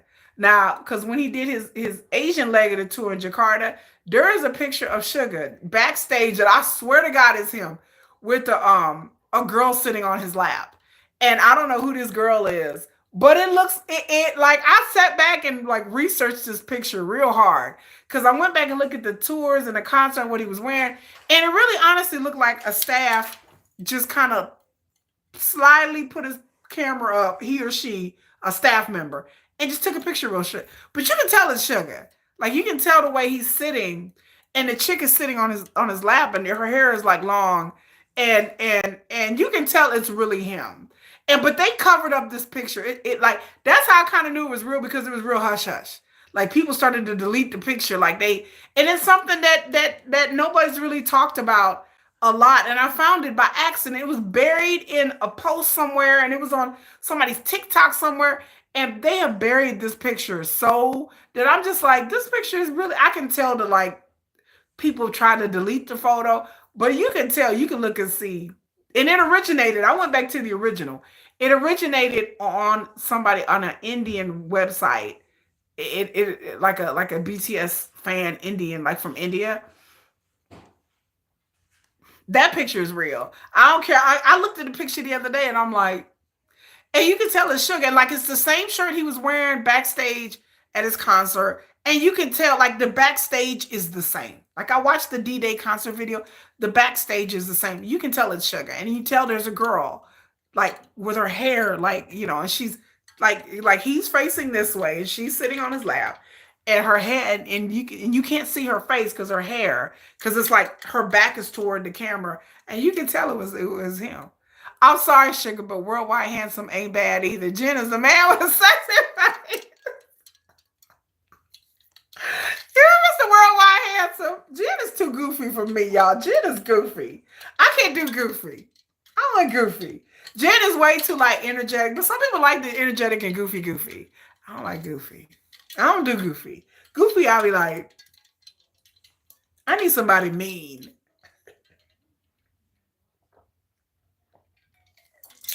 But that's all I have to say about that. You know, I just have to say that like let them be adults, let them be grown, and we'll everybody be okay. And if JK wants to date around, he's a 26, 27-year-old guy.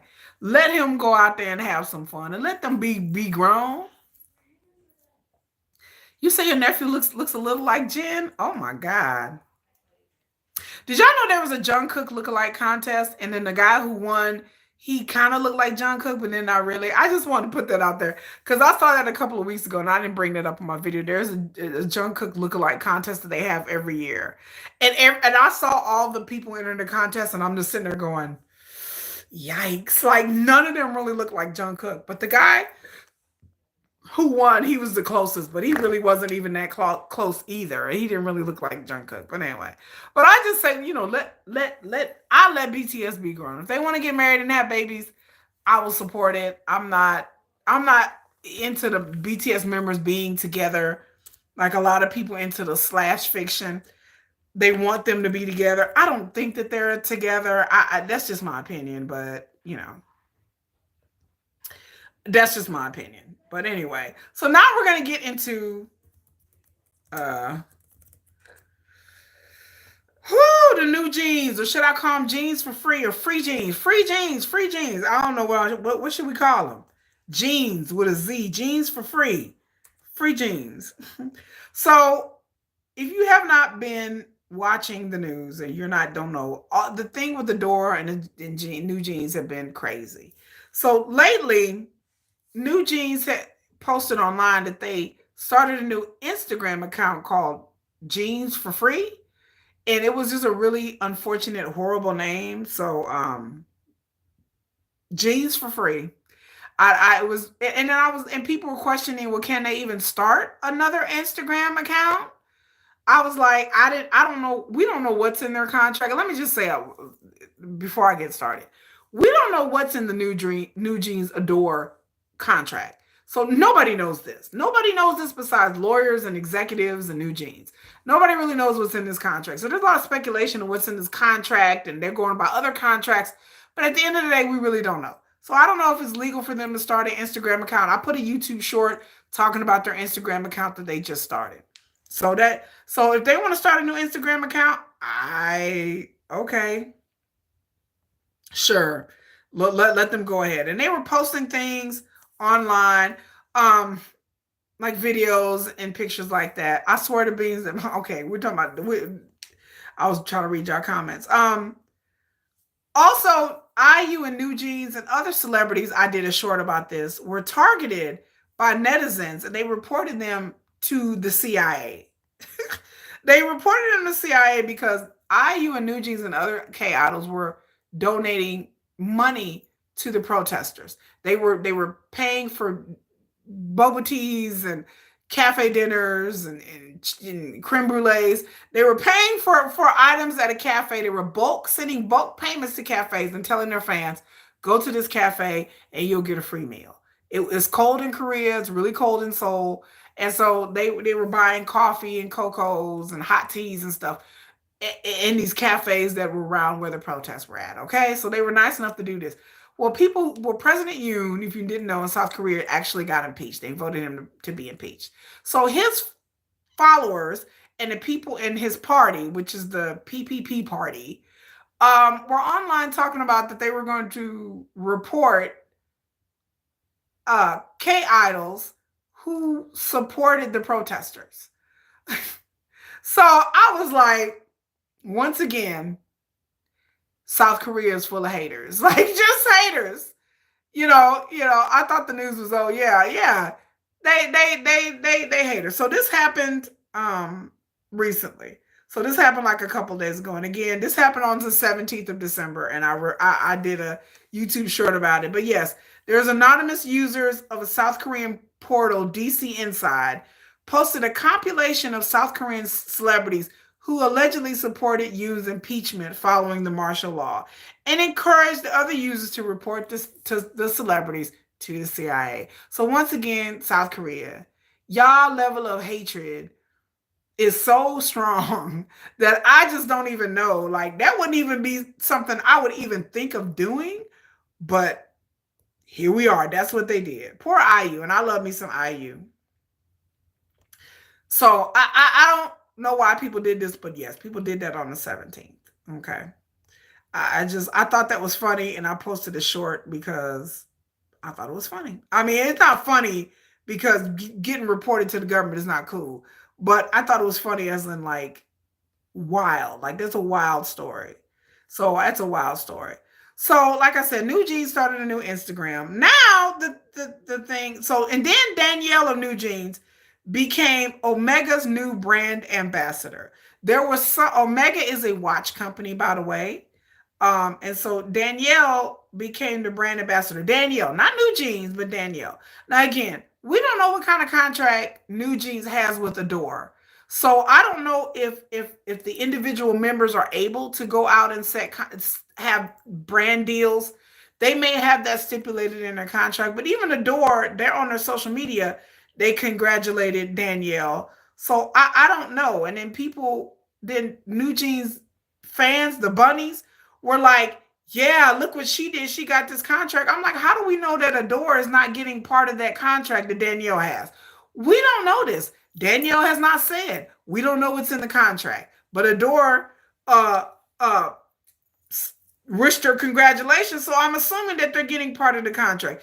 And again, let me reiterate this for the people in the back. Just because you say you get up and do a press conference saying that your contract is ended, doesn't mean your contract has ended. If I'm married and I don't want to be with my husband, and I just go and tell everybody that my contract, I'm not married anymore. I'm not married. I'm not married. I don't want to be married no more. Well, cut the marriage. Cut the marriage. That's not how divorce works. I cannot sit here and declare I'm not married anymore if I have a legal contract, if I'm legally married to somebody. I have to go through the court, through my state, and get a divorce. That's how that works. Or the marriage annulled, depending on how short it is. I cannot get up here on social media in front of my friends and family and be like, oh, I'm just not married anymore. Let me just go out and marry somebody else. Legally speaking, I can't do that. So New Jeans can't just do a press conference and be like, no contract. Yeah, we're done. Yeah, chunk the deuce on you. Bye-bye, Ador. And then go on the internet and like, I'm unfriending you. They can unfriend Ador all they want to. But if they are still legally in a contract, so far New Jeans have not filed anything to legally get out of their contract. So let me say that. You know, I feel that the Korean netizens don't value K-pop idols like international netizens. They don't. They see K-pop idols as just playthings and sometimes treat them like they're not people, that they're just these dolls. And I find that very culturally weird as an American. I find it very odd. And I find it very insensitive. I find it very dehumanizing. I find it not fair. That they can't make any mistakes. They can't gain any weight. They lose too much weight. They get criticized. They gain too much weight. They get criticized. Either way, they get criticized, and it's crazy. But yeah, so Danielle secured that. I hate how in Korean media they're like, New Jeans have departed Ador. Hold on, homeboy. They haven't gone anywhere. New Jeans have not departed Ador. Again, Daniel's contract with Omega Watch Company, I don't know what this is, or you know, whether they got, you know, I'm sure Ador, my suspicion is Ador has something to do with Daniel's contract with Omega. It's probably something that's been in the works for 6 months, because when somebody becomes a brand ambassador or a brand deal with somebody, this is not something that happens overnight. This is something that takes months for a company to develop. There's meetings, there's negotiations, there's deals, there's all kinds of things that are set up to become a brand ambassador. It's not something that's done in a couple of weeks or even a couple of months. These deals are worked out for a long time. So the idea that like people are like, Danielle, she did that, girl. She did that. Yeah, she got that contract like it just happened last week. I'm like, now they probably had this probably been in the making for about 6 months. So, and then sometimes when they have brand ambassador deals, it's seasonal. Right now, it's the Christmas season. People are buying things. So a lot of times when they're wrapping up to certain buying seasons or a certain marketing program, all this has to be planned out ahead of time. So Omega could be coming out with a new watch or a new product that they want Danielle to be the face of. So all of this is planned very much ahead of time. So the fact that these stupid little girls online talking about things that they had known nothing about. I'm like, y'all don't know nothing about business. Y'all don't know how contract works. Y'all don't know. And it's easy to get online and really look up and learn about how contract law works. There's plenty of people online, reputable grown people who are legal experts in Korea, entertainment lawyers that will tell you how this works. You can find out how brand ambassadorship and deals, you could easily Google it. There's videos talking about how this normally works. It's not that hard to figure out how it goes. So, but people just want to wallow in their own ignorance and just, you know. So I wonder if Hee-jin created a loophole in the contract. She may have. She may have, Yanni. She may have. From what I understand, K-pop groups must do brand deals through their agency. The watch deal supposedly started with direct side deals around the door. Yeah, that's what I'm saying. There has to be something that's in their contract. But again, any type of deal is started a while ago. So even before all this stuff broke out with Newjeans and everything, they were in negotiations to do this deal. So it's not like, and then when you start getting deals, it's not like you can just back out and be like, oops, our bad. Well, we're gone. You know, chunk the deuce on you. Holler. Like, unless if the brand is like, we've invested lawyers for these contracts, time, we got a new product coming out. We really, you know, we have a relationship with this group or this artist or this agency. They've invested, they have other people who are getting whenever you settle a brand deal, there are people who get bonuses based on what deals that they make with stars. So all of these things are all in the background. So the fact that I find it hilarious that the Newjeans fans were online acting like this just happened like you know a couple of weeks ago. I was like, this it's probably been planned for about 6-7 months or so, if not even more. When they were talking about the JK and the Calvin Klein deal, it was like a year in the making. Like it was a whole year before before Jungkook started doing the Calvin Klein ads and all that, and he came out and announced it. But the deal had already been like in process like 10 months, 10 to 12 months ahead of time. So the idea that these little girls online don't know these things and they acting like Danielle just swooped in and scooped her up a deal, and all suddenly Omega, yeah, they like, honey, they've been planning this for a while, and I'm sure Adora got some of that money. But these little kids don't know that. So then we get on to Hanni from Newjeans faces legal troubles. Da da da. So let me read this article because it's all over the place. Newjeans member Hanni is facing potential legal complications regarding her visa status following the group's public contract termination, which is not a contract termination. They did a press conference saying they didn't want to be in a contract. Whoop-de-doo. Despite Newjeans claiming independence, Ador maintains that their contracts are still legally valid, which is true. On December 20th, South Korean media outlet 10 Asia reported that Hanni had been reported to South Korean customs as an illegal immigrant.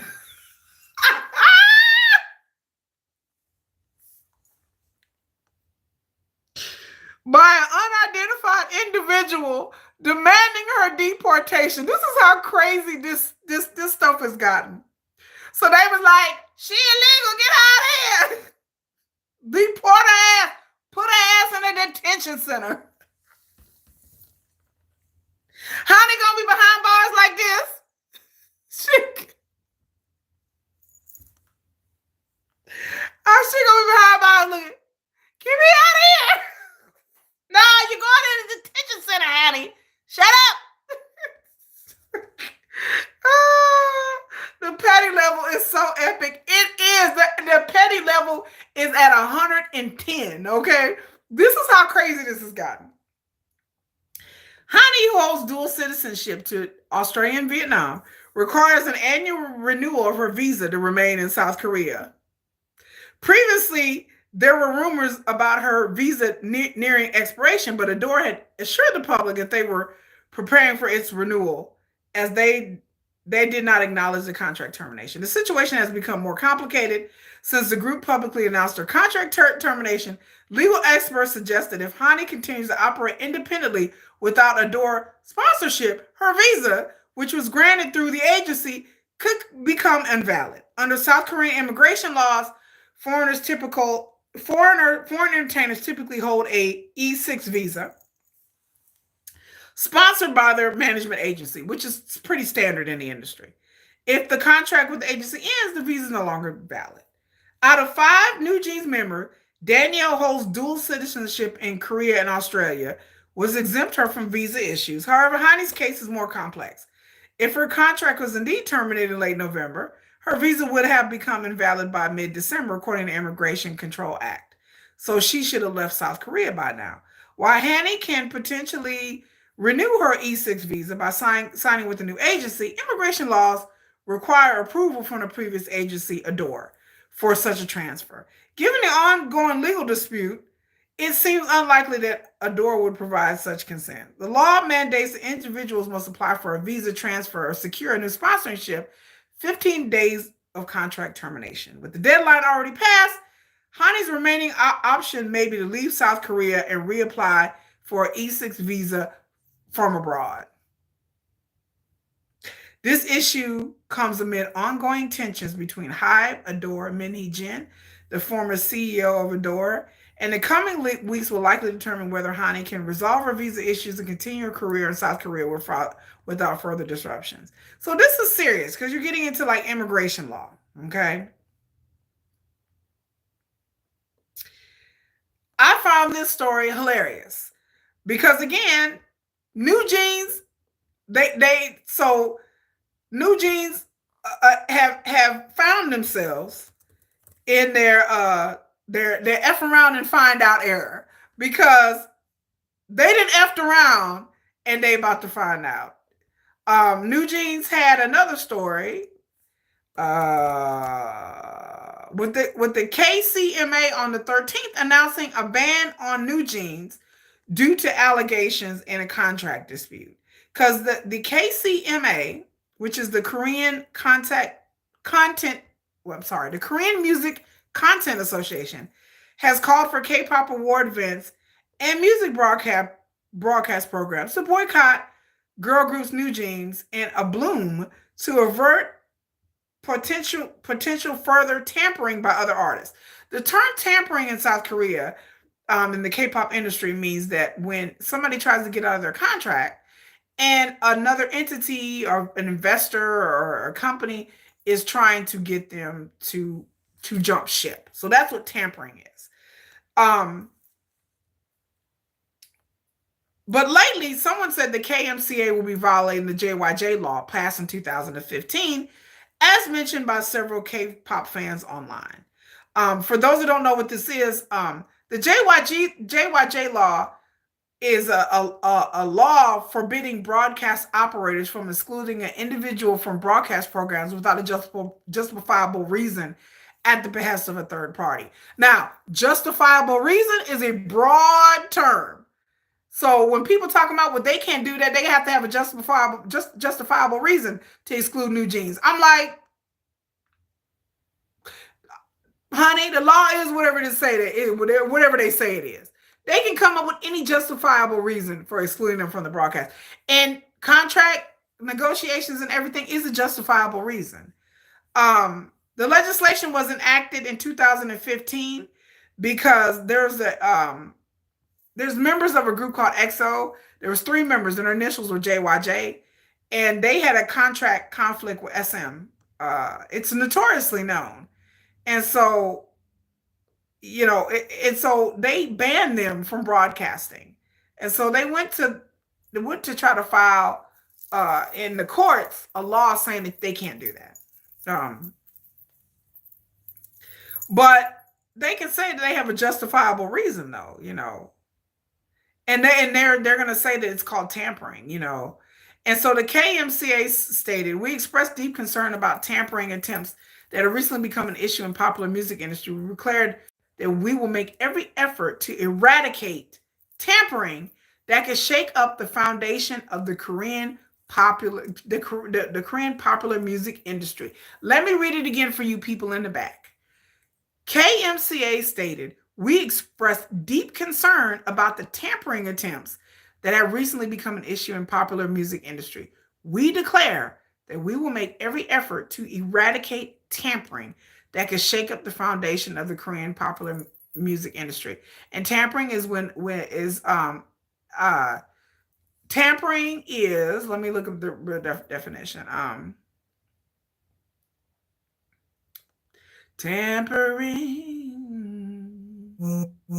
Tampering is a situation where another agency or another investor is trying to get a group out of their contract. Uh, so it is something that I've said it before on my other live stream that can shake up the industry. So if they get barred from the charts, okay, because the Korean Music Content Association controls the charts. If they get them off of the circle chart, there's something called the circle chart. So there's many different charts in Korea. The circle chart determines, like, award season, what you, all that has your popularity, all that goes into your revenue. Groups that chart higher are going to get more prestige, is going to get more attention and stuff like that. So the charts are very important in Korea. Just like here with the Billboard music charts and the Spotify charts, just like they have their own charts in South Korea, right? So all these charts are heavily ingrained in the music industry. So the KMCA oversees these charts. They were established by the South Korea's Ministry of Cultural, Sports, and Tourism in 2008. They oversee the fair, streamlined distribution of music content in South Korea. They protect intellectual property rights of producers, distributors, and operate the public music chart of South Korea, the circle chart. Let me read this again for the people in the back.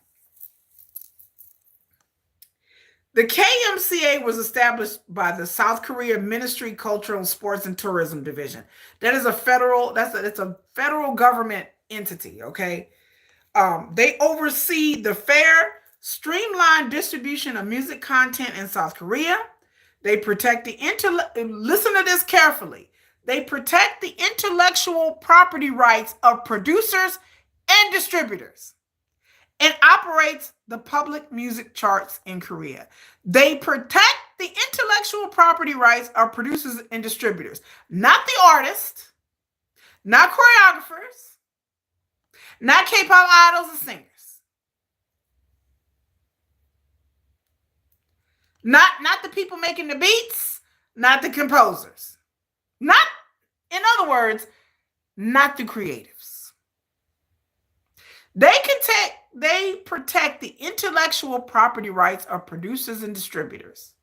That means the record labels and the people who distribute the music. So in other words, they protect the business end of the business, the money. They don't give two flying flips about the talent. That's not what they're there protecting for. The talent in South Korea are not unionized. They don't have a union. A lot of them don't even have any kind of worker rights. Like, Korea doesn't have like the worker rights system that we have here. Korean idols are considered, for most part, contract workers. They're not considered like real employees of the company. They're considered independent contract workers, or just contract workers. Independent entities. Right? Right. Them individually and them as a group. Korea has some of the craziest, corporation management laws, but guess where they learned it from? In America. The grandfather, the creator, the progenitor I've said this before over and over again, of K-pop music, the head of SM Entertainment, the founder of SM, what is it, Lee Soo-man, he he knew what he knew and did what he did by coming and studying America. Same thing with JYP. Same thing with Bang PD. All these people came and studied Sony, Geffen. They came into America and studied the American industry. And then they took their knowledge back to South Korea and improved on it. And I guess if that's what you want to call it, quote unquote, improved on it. Olive B said, well, the producers could be making the beats. They produce the music. When they're talking about producers in here, they're talking about the people, the not the creatives. They're talking about the people who write the contracts, and they're talking about the agencies, not the producers of the music. No, the producers of the industry. The distributors and the producers are people who run the industry. They're not talking about the creatives. The creatives, there's another management association that has to do with the Korean managers. I died laughing. I said, Korea, y'all got the KMCA, and then they have another organization for the managers. I was like, so I said the creatives really don't have nobody to speak for them. And they like, I asked somebody in Korea and they was like, no. They said, no. Like, they're independent contractors. So in other words, I tell the people,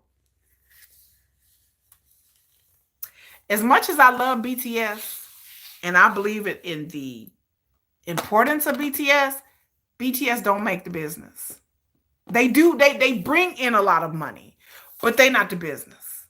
The business is the business. It looks like those girls are probably cooking. Olive B, they definitely cook. I told you, they in a FIFO moment. They finna F around and find. Now Hanni can't get a visa because, yes, the company has to sponsor her a visa. So the company's going to come to her and be like, so you want to stay in this country? You got to play ball, honey. You're not a Korean citizen. How you going to make a demand or anything? So yes, Newjeans is in their FIFO era. They didn't effed around and they about to find out. The industry is not going to be taken down by Newjeans, by JYJ, by 50/50, by no damn body. That's not how this works. There's too many people employed and too many people with their livelihoods on the line when it comes to the Korean music industry. Not just Newjeans, not just Hybe, not just Min Hee-jin. Newjeans and their parents have let Min Hee-jin painted them into this corner and somehow brainwashed these girls, I guess, I'm assuming, with this self-righteous indignation, a sense of self-importance. That, maybe she told them, you can be trailblazers and you can change the industry, girls. Maybe she told them that. Maybe she told them that they are doing something good, that they could change the industry. And maybe they believed it. Maybe they think that that's what they're doing. And as soon as Ador renew her visa, she accepts. That basically means she's agreed the contract is still valid, not terminated. Exactly, Olive B. You catch on real quick. Because the moment she be like, yeah, renew my visa, so you're saying the contract is valid. So you still in the contract, right? Honey, right? Okay. Well, then they have no claim. Again, I find it very hilarious that Newjeans hasn't filed any kind of legal anything to try to get out their contract.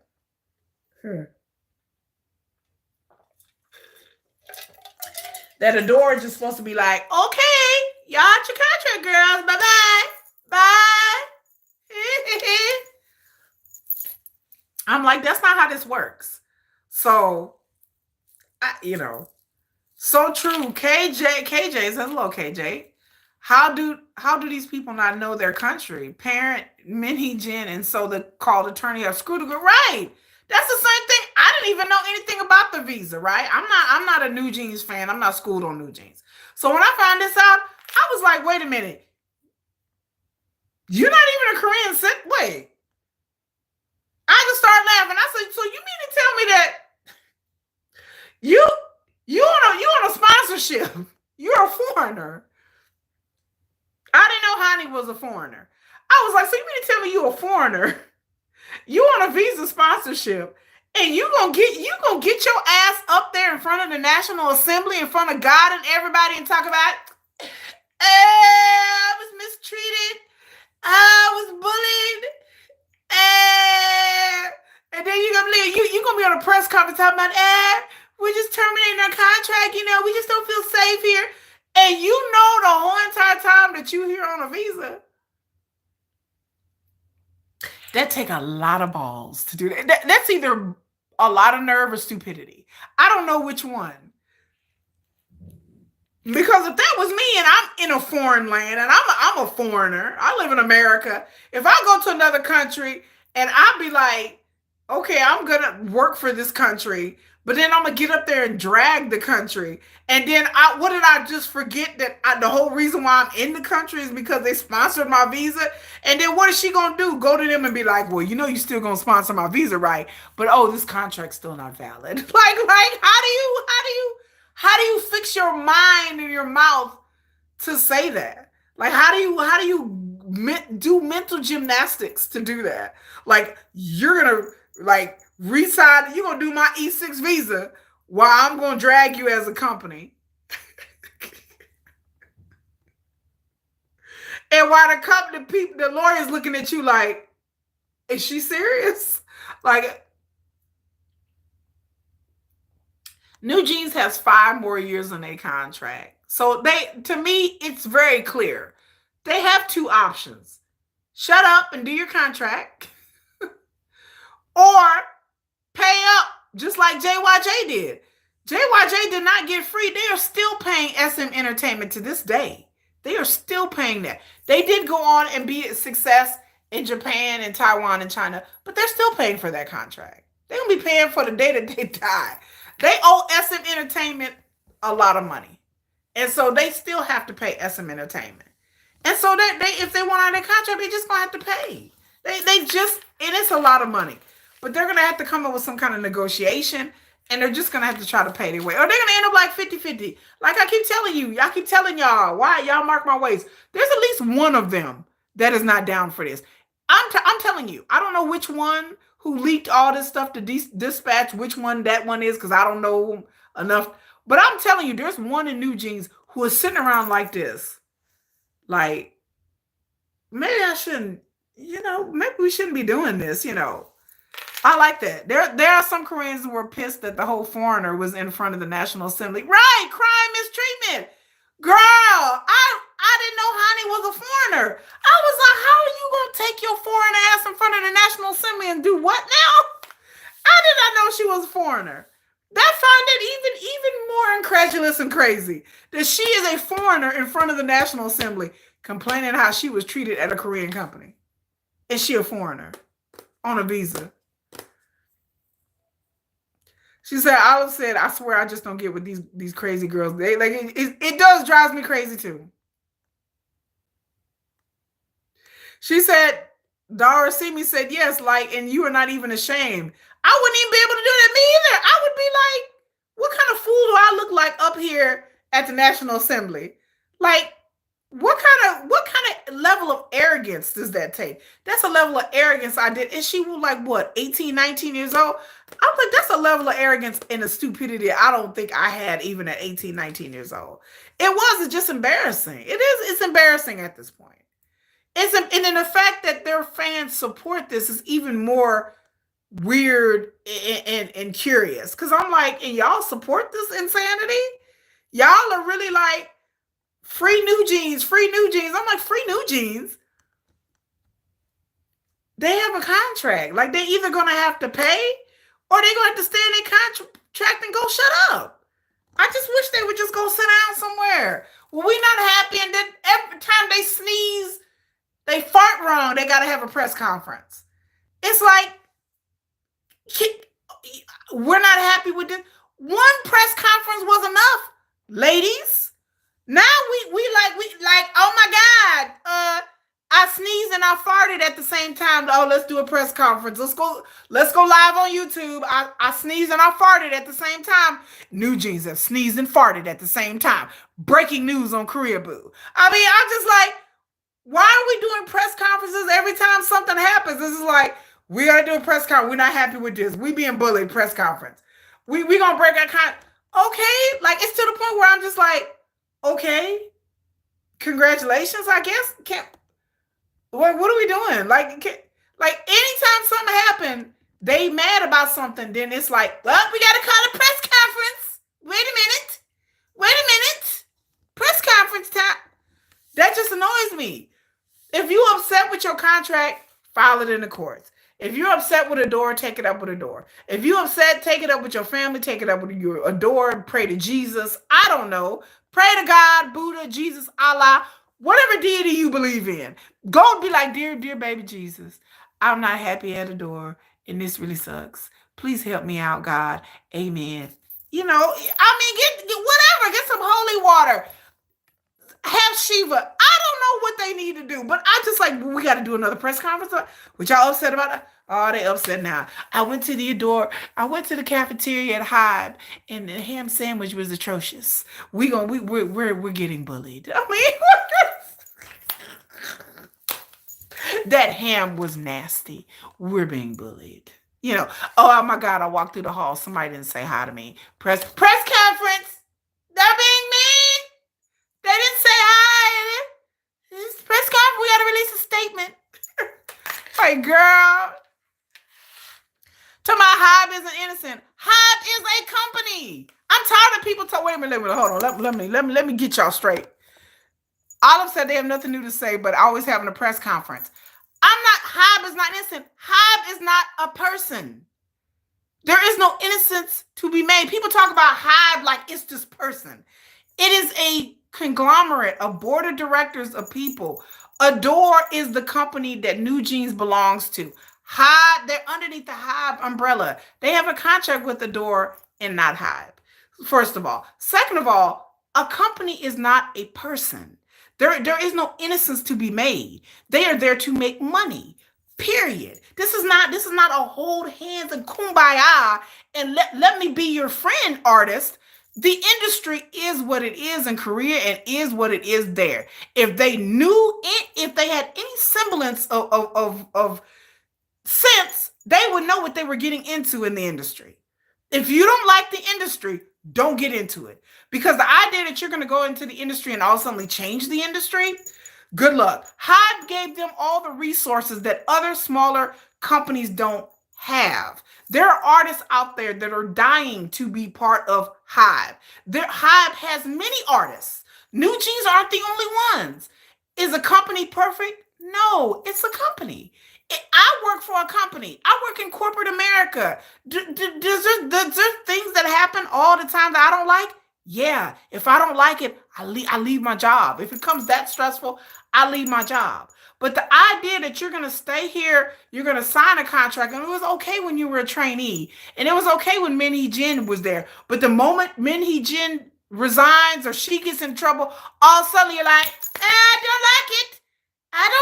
Everything that Newjeans have said, I'm just sitting there going, okay, so this is not a KG from Vicha situation where she was starved and told not to eat and didn't get no water and couldn't sleep. None of them are claiming that. None of them are like, oh, we were mistreated and we were beaten and we were sexually harassed. Then I would be like, hold up, Hybe, wait a minute. But all they're claiming is what? That they don't like their contract.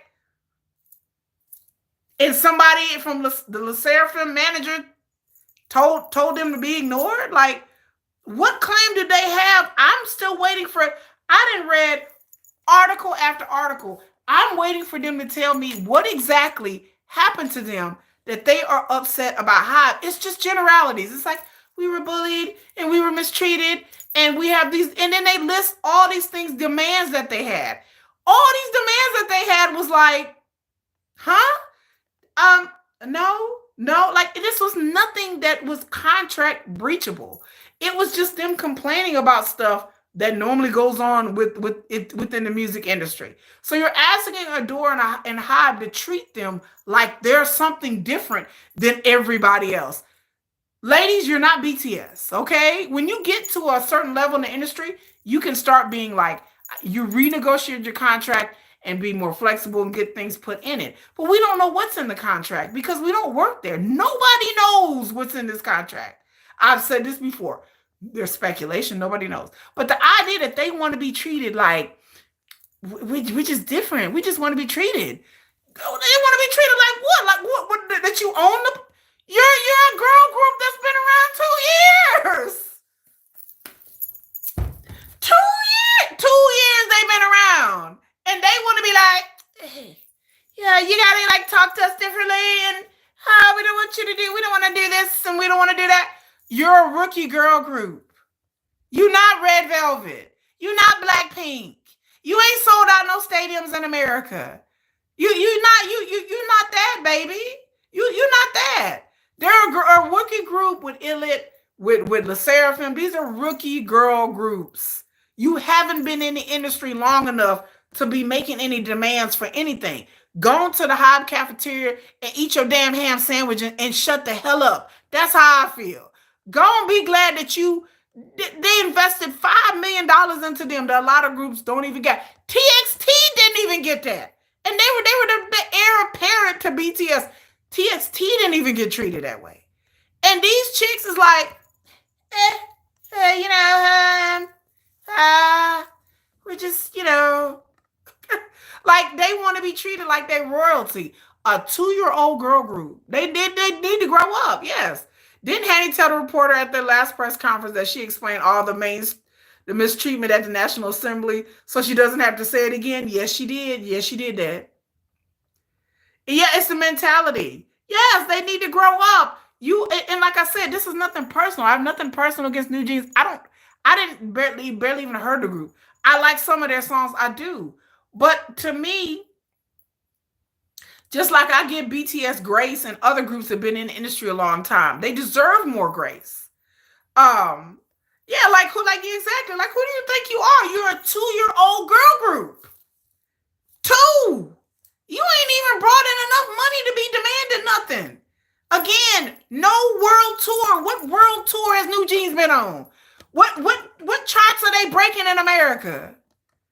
I mean, I'm like, damn, even Blackpink don't even get treated like this. And they done broke records and won awards and been famous overseas. Newjeans is not famous overseas, y'all. They not an overseas group. They haven't been around that long to be like,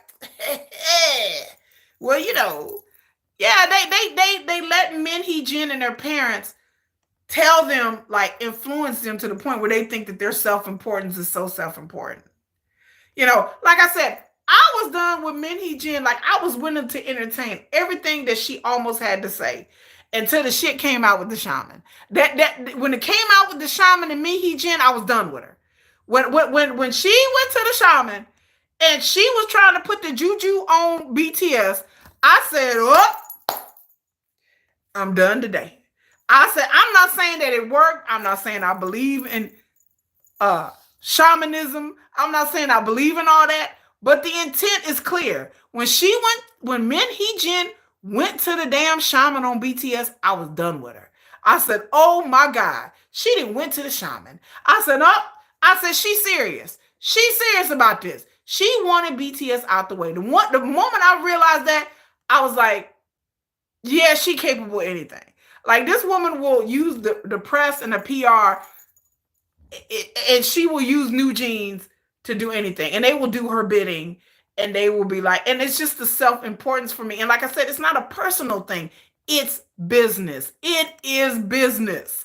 It is business for me. Business. If somebody works in corporate America, it is not personal. It's business with Newjeans. If you upset with your contract, you go to the company, you go to your management and be like, okay, I'm not happy with this. What can we do about this? These are the. You don't run to the press. Running to the press is a Min Hee-jin power play. That's all it is. It does nothing but drive Hybe stock down. Do y'all not understand that every time they run to the damn press that it drives Hybe stock down? Every time. Every time they badmouth Hybe, it hits Hybe in the pocket. That is a power play move. That has nothing to do with them complaining about anything. They want to drive down. They want to force Hybe's hand by hitting them in the pocket. It is a business move. And like I said, I chuckle at the cleverness of it, but it only can work for so long. Eventually, people are gonna get tired of it. Yeah, the stuff she did with the shaman and the rice cakes, and then the spells of her dead sister entering the body of one of the Newjeans members. I was like, what in the name of K drama is this? Like, you couldn't make this up. Like, this could be. I cannot wait till somebody come out with a K drama about all of this, because this is going to be an epic K drama. Like, this got shamans. This got Hee-jin talking about she was gonna have sex with executives. Like, I was, my jaw dropped, y'all. When they did that dispatch thing, I was like, she was like, yeah, I should just sleep with him. And I was like, oh, this is not her first rodeo. I said, oh, she's done this before. I said, for her to be talking that, Hee-jin to be up there talking that reckless, talking about she should have flirted with some dude, she should have slept with some hybe executive. She was like, I just sleep with him one time and he be mine. He just come on. Just one time. Hee-jin said all she needed was one time. And he would be, this executive would be putty in her hands. Because apparently she got that good. So I don't know. Hee-jin said she got that good. So she was like, just one time. I was in shock. I was like, this woman is a grown ass woman talking, an executive talking like this. It messages. Talking about she just need to sleep with him one time. I said, this not the first time she's done it. I said, I don't know what Hee-jin has done, but you can't tell me that this is her first rodeo. I promise you, Hee-jin probably has done something with some dude somewhere, some person. Because the way she was talking, she was too absolute in her. She was real confident in her prowess. She was like, just one time I sleep with him, and bang, he gonna come talking about bang, bang. Bang, bang, bang. She was like, Hee-jin was like, bang, bang, bang, okay? She was convinced that she would have had a hybe executive that all she had to do was sleep with him, and he would just be falling, melting at her feet. Talking about, she said it with no hesitation. Baby Hee-jin said it with her whole chest. Her whole chest was like, she had every confidence that it just took one time, one night. She was like, I only need one night. One night. That's all she needed was one night, baby.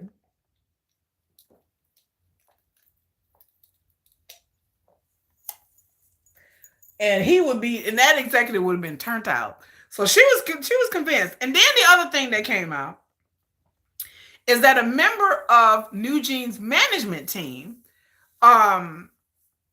was apparently trying to secure some sort of deal for the group, and then the member of the Newjeans management team came out and said it was wrong. Okay, Ador requested the computer of this manager. They wanted to see messages. They wanted to see a bunch of things, and so now the manager, they put him on administrative leave. He or she, they put him on administrative leave.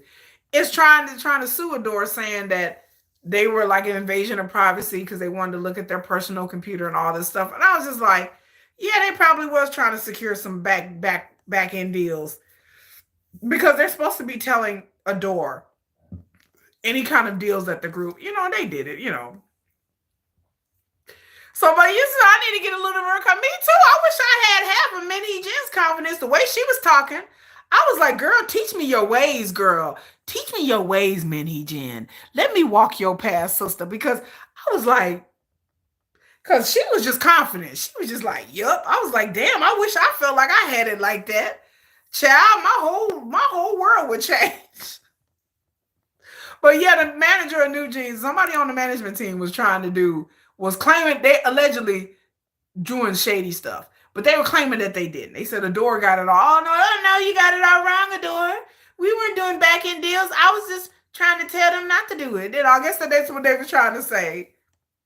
I was like, I'm just waiting for this K-drama to show up. I'm waiting for when all this dust settles.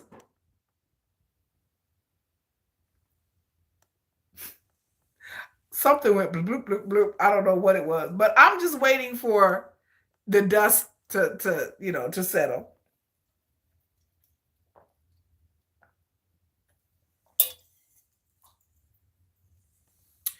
Was it they were considering Ador was tipped off by the brand what they were up to, and the manager did a total factory reset. Yeah, I heard that the manager. Yeah, that was the other thing.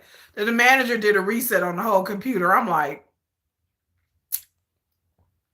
or they tried to, because even when you do a factory reset, you can still get the information and the data out. So I was like, good luck, good job, manager. I think my charger fell back here. Yep, it did. But I was just like, okay, nice try. But they gonna still get the data out. But you know, but yeah, that's the whole drama with Newjeans, and it's like every other day there's something different. I don't know what this means for BTS's reunion. I just hope the BTS reunion isn't. I want to say I hope this stuff resolved itself, but I said this back in March or April. I was like, surely within a couple of months it'll resolve itself. And then here we are at the end of December, and it seems like it's just never ending, y'all. Like, I don't know when or if this will ever end, but I want it to end. I either want New G's gone, or I want them to have a come to Jesus moment in their minds and be like, well, we just need to play ball. You know, how is it not New Jeans' fault? It is completely 110% New Jeans' fault for doing press conferences when they don't have to. They don't have to do that. That's why I blame Hee-jin and Newjeans. I blame them, and Newjeans are in a contract. They are in a contract. Newjeans are in a threat to take down the industry. And I do not agree with any group, barring illegal stuff. Like I said, if you're in a group and you're being deprived of water, your basic human rights, if they came out and said that they were assaulted physically or essayed in some sort of way, I get it. Then I would be like, you know what? They violated the law. Like, there's trainers and there's people that are mistreating these girls. Then I would be like, okay, breach it. But that would be a gross breach of contract, you know. Tracy said, Minnie is going to Kenya T until BTS come back. Please, Tracy, don't do this to me. I can't take no more. When BTS come back, I want this situation to be wrapped up. But I just have a feeling that it's not. I'm with you. I'm trying to be optimistic, but I just have a feeling that this is still going to be continuing when BTS come back. Or maybe worse. Yeah, I just feel like, you know, I need New Jeans gone like yesterday. Talking about it's not New Jeans' fault. How is it not? No one told them to do press conferences. I've heard people, Bunny, say this too. Well, it's not their fault. It's not their fault for what? If they have a contract dispute, they could have released a statement and move on with their damn lives. No one told them that they had to get up there and do press conferences and drive down the stock of hybe. They don't have to do that. They don't have to act.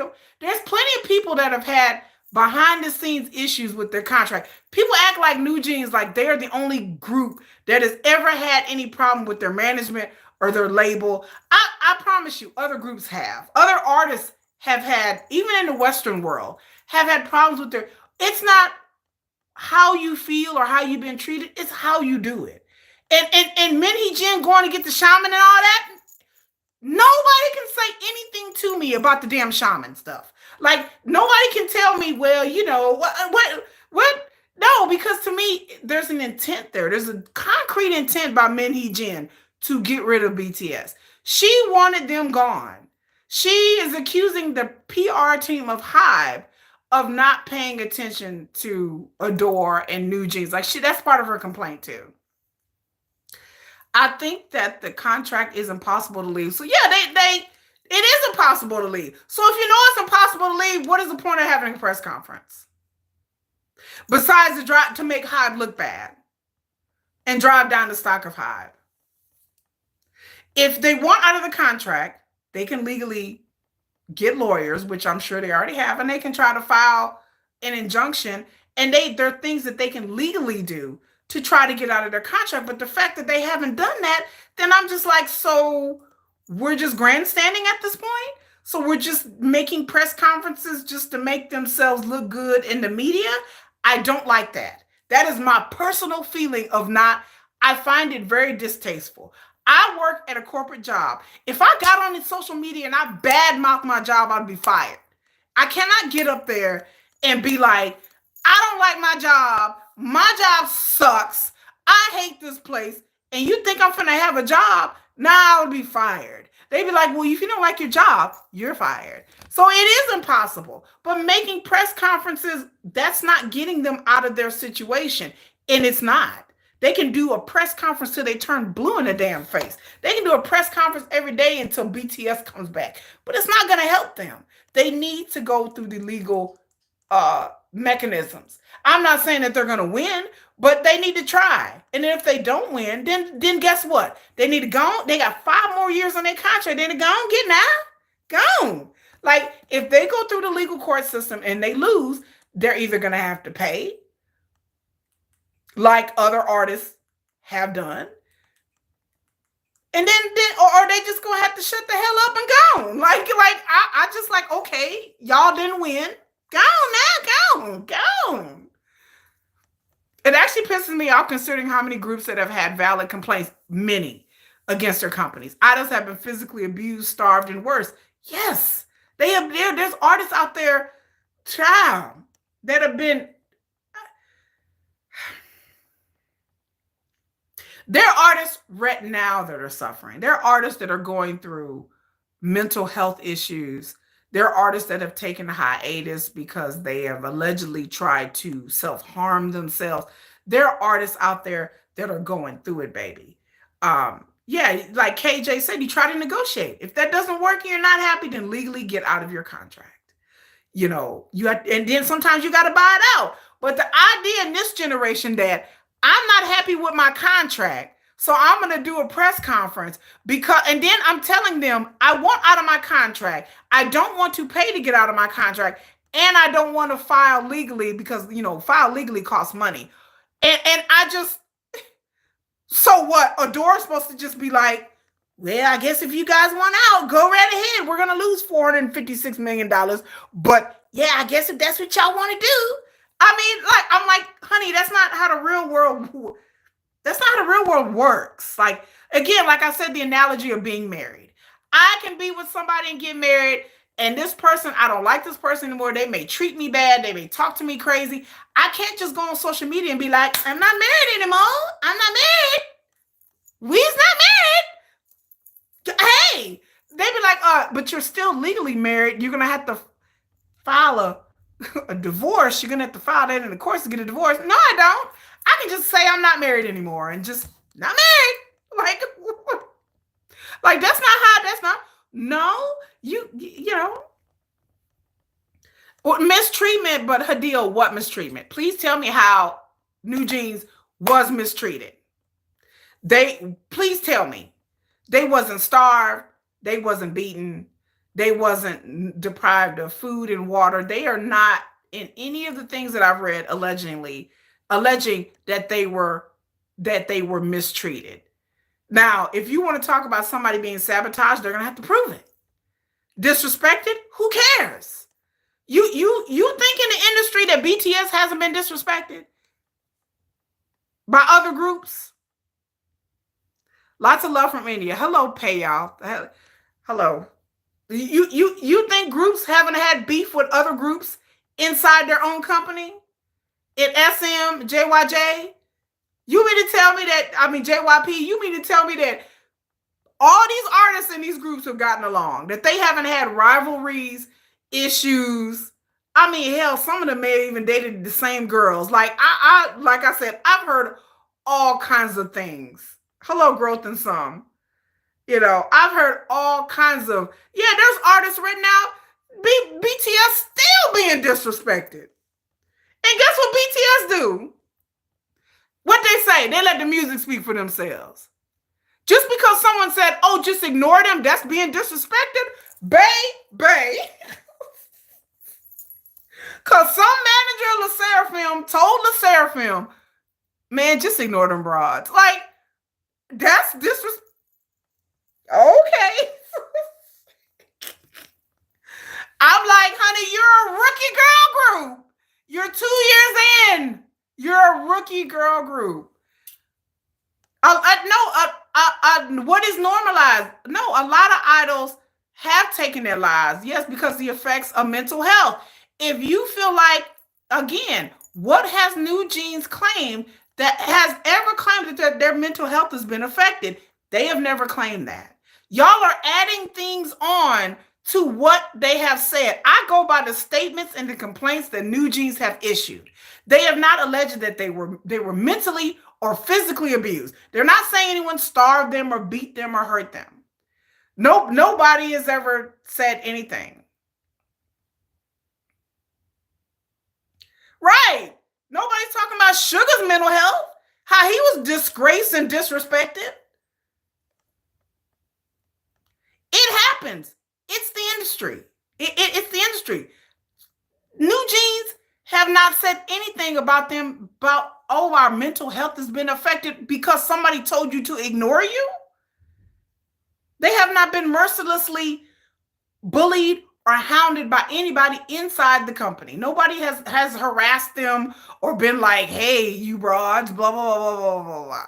No one said that. They did it in their live and they said, since debut, they said what? Tell me what they said. Because again, people come on here and they inflect and they add things. I can pull up what they said in their press conference. I got a computer. Let's pull up what they said. I'm going to read what they said because I've read it. Because people on the internet read whatever they said they read.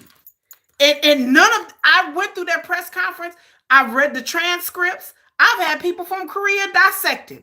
And anything in they said in that press conference had anything to do with anything like we were abused. Right. Like I said, go read the press conference. I even did a video about it. I'll come on here.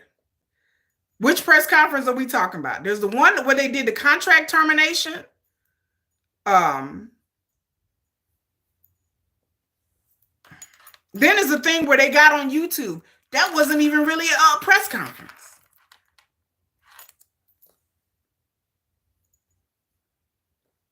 Matter of fact, Hybe breaks it all down. They went on YouTube. And again, if they have that much of a problem, then they need to buy out of their contract. I don't have anybody would buy, but you cannot stay in your contract and claim abuse, but then you want to be let out of your contract for free. That's not how business works. Why would they sacrifice their $1 million salary and risk getting into debt if it wasn't worth it anymore? What then? Oh, you talking about the live one? Then what is their alternative? Then what is doing press conferences when they can't get out of their contract? So what's the point of doing?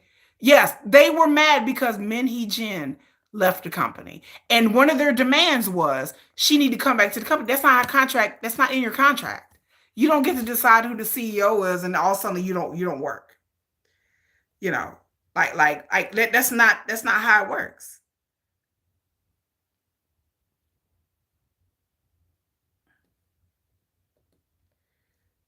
Oh, wait.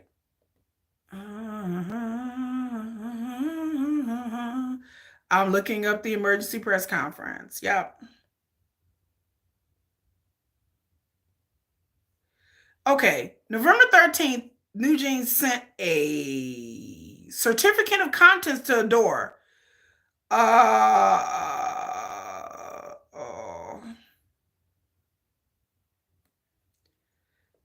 Giving the company 14 days, blah, blah, blah, blah, blah, blah, blah. Okay, we're going to read. On November 13th, Newjeans sent a certification of contents to their agent Ador, and then gave Ador 14 days to issue a response. They also part of the thing that they had was the Hee-jin stuff where they were accusing Illit of copying them. There's no evidence that any of that happened as well. Then they wanted Hee-jin back as their CEO. That's not part of your contract. That has nothing to do with mistreatment or abuse. That's just you having a list of demands. Hee-jin is not coming back. She not. So that was part of it as well. And the thing about it is they talked about the Le Sserafim manager. Again, that's not a breach of contract. It's not anything legal. It's not a breach of contract. How is their work being sabotaged? How? There's no proof. You have to have proof. I can sit there and anybody can, any artist can sit there and say, well, we're being disrespected and this artist copied me, but you cannot, that's fine. But you have to have proof. And then on top of that, if you, I said it before and I said it again, if they're upset with their contract, then they need to file legally to get out of their contract. If that this is all to it. Right, you're throwing away, thank you, growth and some, what sabotage? You're not telling me anything. I have the official statement right here. There's nothing in here saying that they were being sabotaged. You're just throwing words out. There's nothing in here. There's not one time where they said they're being sabotaged. Like I said, y'all are putting things in. Go back and read exactly what the press conference, they have it broken down what they said on many different websites. There's nothing here saying that they were being sabotaged. There's nothing in here saying that they were, quote unquote, mistreated. Those words were not used. Those may be your words, but that's not theirs. What is being sabotaged? How were they sabotaged? Mistreated? How? What did Newjeans say that they were mistreated? Because a manager or something saying, don't talk to them, that's not, they came back and they researched that and it's like, that's not bullying. These is what the government has said. They were like, they came out and found out that they weren't being bullied. Whatever Hanni got up there and said in National Assembly and yada, yada, yada, and she's not even a Korean citizen, by the way. They were like, okay, that don't work. Yeah, this whole thing, okay. Yes, exactly. Repeated internet rumors, not facts. I'm a facts person. Give me the contract. Give me what they said. I don't want to hear what other people are saying, what they said. I want to hear. I sat there and watched that press conference. I watched the translation. I want to know what they really said because I heard all kinds of stuff. Well, they were saying that they were abused. What? I'm like, they never said that. I'm like, y'all are just reading. Yeah. Okay, but the marketing formula and the endorsement, that's business. That's not mistreatment. That's not abuse. That's not sabotaging. That happens in business every day. Ador has addressed all of these concerns. Whatever endorsement that they have, again, first of all, no group is owed any endorsements. That's not even a contractual thing. You have a contract with that said brand or that said company. Those are two different things. That's PR and that's marketing. PR and marketing is not a mandate in any artist contract. No, Ador gets part of that money. Why would Ador sabotage their own business? Ador gets part of their money, gets part of the contract. They negotiate the contract. Sometimes contracts fall through. Sometimes the company decides to go with another group. That just happens in any kind of business. But no, you are not owed a brand endorsement. Unless it's specifically stated in your contract, which is impossible because they go out and they collect brand endorsements. This is not something that's mandated. So the idea that this 2-year-old new group demands that have these brand endorsements, that's crazy. You sound crazy. You sound crazy, man. Yeah, then they asked them to remove the video. Again, that's not violating of the contract. The brand decided they didn't want the video about to cut. Thank you. Thank you. They're not owed any brand endorsement for nothing. No group is. If they get a brand endorsement, that just adds money to the company and to the group. That adds prestige, just adds money. And that's an agreement between the PR and the marketing end and then what the group is. That's all that is. That has nothing to do with their contract as artists. Because not every artist get branding deals. The only reason they got a brand endorsement, to be honest with you, or even get their foot in the door for brand endorsements is because of Hybe and Ador, because they have relationships with these companies. That's the only reason. And the only reason, and why do they have relationships with these companies? Come on now. Come on, Army. Why do they have relationships with this company? Because of BTS. They wouldn't even have had these companies. These bras wouldn't have had no Apple, nothing. They wouldn't have an Apple Orange or a rock to chew on if it wasn't for BTS. Because of BTS is a Hybe brand. Because BTS, the proximity to BTS is the only reason that Hybe has anything that they have to offer. Because proximity to BTS. And everybody here knows it. Everybody here knows it. They hate who? Who hates Min Hee-jin? Why wouldn't you? Who hates Min Hee-jin? I don't understand. Who is they? Are you talking about Ador? Ador and Min Hee-jin has issues because Min Hee-jin has done things behind the company's back by trying to take over the company. So Min Hee-jin resigned. She was going to get sued, and she did get sued, and she resigned, and she aptly deserved to resign. Yeah, anything that they endorse, they bring in money. And again, there would be no hybe or Ador if it wasn't for BTS. Everybody in hybe. But hybe does not have, but Min Hee-jin was the CEO for Ador. Those hybe and Ador are two separate legal entities, two separate entities. Again, this is not about liking anybody. It is about business. If I own a business and somebody's actively trying to sabotage my business, then they need to be gone. And Min Hee-jin need to be gone. I don't, like I said, I don't have nothing against Newjeans. I don't know their group. I don't have nothing against Min Hee-jin.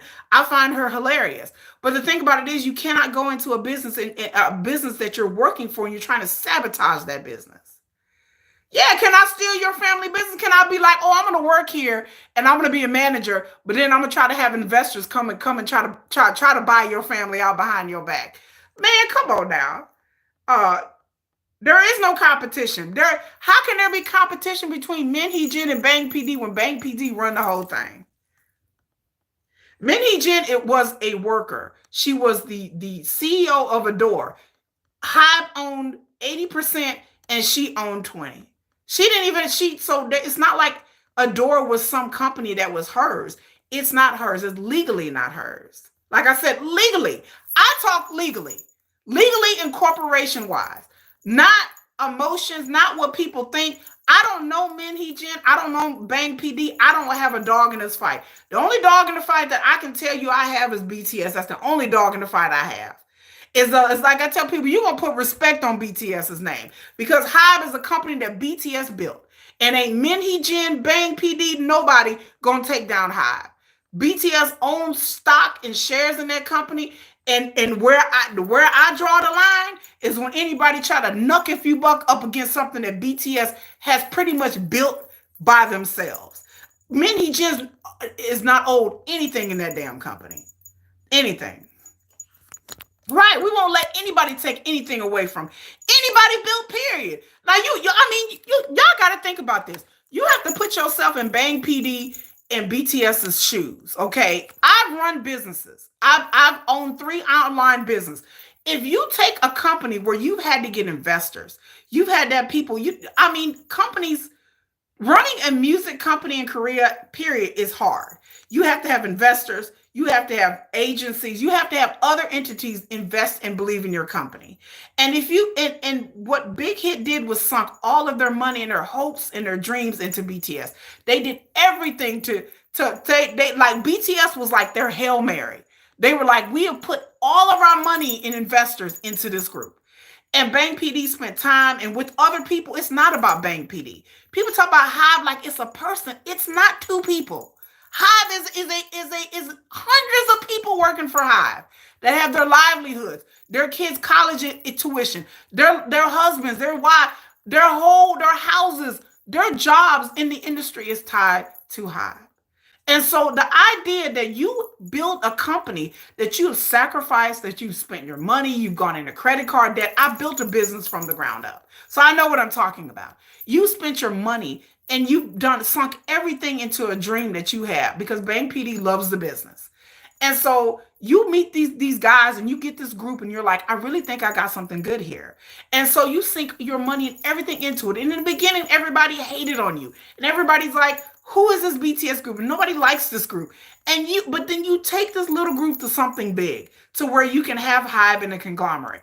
And then you hire somebody to help you bring in girl groups. And this person tries to sabotage you and get in foreign investors and try to outbuy you and outmaneuver you.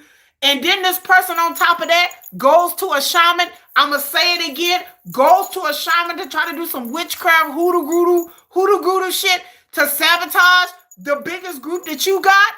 Baby, you better go on somewhere with that. Hee-jin don't BTS and how don't owe Hee-jin not a damn thing after the shaman. I'm telling you, I was done after the shaman. You are trying to actively sabotage BTS. Can't nobody tell me that this woman was not trying to sabotage because she went to a shaman and she was like, they're in the military right now. We need to get them. We need to make sure things don't work out well for them. Girl, I ain't got nothing more to say. I was like, oh, she went to the shaman on BTS? All right, cool. Bet that Hee-jin. She has nothing good intentions for BTS. And again, for her to sit up on a 16th floor in a high-rise, nice building, a building that BTS helped build, and you want to tell me about a 2-year-old girl group that is upset because I don't know, because they feel some type of way and I'm supposed to care about them feeling some type of way. Ain't nobody care. I don't care what Newjeans feel. Get out your contract and go. It's just that simple. But sitting around and complaining and doing press conferences, that's not getting them out of contract. File a lawsuit and get out of your contract. Negotiate, pay the money that you owe, and get out of your contract. Other K artists have done this. It's not impossible. People are like, oh, it's impossible. It's not. They're just going to have to pay. That's just all too. You're just going to have to pay. But you cannot sit here and have your cake and eat it too. If you live in a world where you can do whatever the hell you want to do and there's no consequences, baby, I'm finna tell you the real world is going to smack you upside the face. Because real world and your real life have consequences. So if you upset with your company or your job, you get out of it. Any means necessary. Either, and again, to where their reputation is going, good luck getting a job in the business because they're talking about chart blocking. They talking about Hanni not getting her visa. Like, did y'all not hear what I had to say? Newjeans is in a FOFO moment. They finna F around and find out because the business is bigger than Newjeans. The business is bigger than Hee-jin. And I'll be damned if I'm going to support anybody who's trying to take down the K-pop industry that I love. Now, there's things about the K-pop industry that are horrible, that are terrible. And I agree that need to be changed. But the idea that a rookie girl group is finna take down, baby, a whole industry? Okay, because I guarantee you, if they can get out of their contract, everybody who's watching this, who got your own little favorites, what's going to stop from all of them getting upset and getting out of their contracts? And the next thing we know, I keep telling you, my biggest warning shot to everybody in K-pop, do you want the Western world to take over the K-pop industry? Do you want Diddy parties everywhere? I keep telling y'all that because the Western industry, music industry, are watching all of this with hands wringing and bated breath. Because if K-pop singers can get out of their contracts, honey, there's going to be Diddy parties for everybody. I'm just being honest because the Western industry wants Korea out of the way. So if y'all want K-pop to be taken over by Geffen or fucking Sony or Warner Brothers, if you want to see your K-pop girl groups twerking and shaking their ass half naked, if that's what y'all want in the industry, go right ahead. Let Newjeans just walk out of their contract because then a westernized company is going to scoop these groups up and you're going to see 15, 16-year-old girls twerking in a skirt, honey, because they're going to be like, come on over to the West where they will change the face of K-pop and you won't even recognize K-pop anymore. And I don't want that for K-pop. I want K-pop to be better. I want K-pop to change, but I don't want the West to take over K-pop because that's what you're asking. If you let these groups out of their contract, Warner Brothers, Sony, Geffen, whoever, MCA, whoever, are going to throw money at them and be like, just come over here. And you will have people saying in Korean twerking, if y'all want that, go right ahead. I don't want that for the industry. I want the industry to, like I said, to change. But I'm not ready to see the West take over the industry. It's a no-go for me. I like K-pop the way it is. I like the way it is. But if you force people, if Newjeans get out their contract, what's going to stop other groups from leaving? Like I said, if y'all want to see your artists emulating westernized artists and westernized music, y'all go right ahead. Y'all celebrate that. I want K-pop to be its own thing. And I like the fact that it's a South Korean flavor and it's its own niche and its own thing. I don't want Newjeans and Hee-jin to destroy the industry. I would never want that. I don't want that for BTS. I don't want that for SM Entertainment. I don't want that for any of, and all these companies are sitting around nervous. They are scared because that's the main fear. You have a New Jeans secede, all idol contracts will be null and void. They will all be null and void. And then, like I said, this is something that nobody has talked about any channel. Y'all are not understanding. Y'all underestimating the West. The West will come in and scoop up these groups, and it will change the face of the K-pop industry forever. You won't have a K-pop industry. You won't have it. It'll be non-existent the way it is now. I mean, you just won't have it. They'll do away with all of that. They just be like, we'll do away with all of that. And we'll just do our own, because they want Korea gone. They want the buffer gone. Right now, in the West, they're just distributors. They don't run the music. But do you think these westernized companies want to run K-pop? Oh, they do. Because then they can cut out Korea. They cut out the middleman. I've been sending these artists to Colorado so they can have the degree. They have been given the groups to be more involved in creating the art. Yes, they have in a more healthy cafeteria and they can eat. They do. They want the artists to be whole, well-rounded people, to have a life after the industry, because the industry is fleeting. I mean, the idea that you're going to be in the industry forever, most groups don't last past 5 years, much less 10 years, much less 13 years, 15 years in the business. BTS has done something that, BTS will always be fine. They are global artists. But I am not down for anything that's going to destroy the industry or have the West. And like I said, why everybody's rah, rah, rah on Newjeans. I'm just like, rah, rah, rah, Newjeans. And then you understand Newjeans not going to be able to work in Korea. That their reputations are pretty much ruined in Korea. That no company is going to want to mess with them anymore. Like, they've ruined their own careers in Korea after this, because people in the industry know what this means. So no, Newjeans is not going to get out of their contract unless they buy themselves out. And just like with JYJ, when JYJ pulled what they did with EXO and SM a long time ago, what happened to JYJ? JYJ went on to have a real good career in China and Japan, but in Korea they were blacklisted here. So Newjeans will be effectively blacklisted. I understand for decades that K-pop has been toxic. K-pop toxic as in the industry, as in how things are going behind the scenes. No, I don't want the industry. Like I said it before, you're not listening. I want the industry to be a healthy, more whole place, but that is going to take time. You're not going to change the industry in one day, in 1 year, in 1 month. I know about the history of the industry, very much so. I'm old enough to understand about the history of the industry. I understand that they had slave contracts. It's what they used to call K-pop contracts. I understand that the trainee system has gotten better over the years, but it's going to take time to change the industry. You're not going to change it overnight. One group is not going to change the industry. If you think that one group is going to change the industry, besides destroying it, they're not going to be able to enforce any kind of change. But again, what Newjeans is complaining about is nothing of substance. Please enlighten me. What Newjeans is complaining about is all self-serving. It's about Hee-jin. It's about brand deals.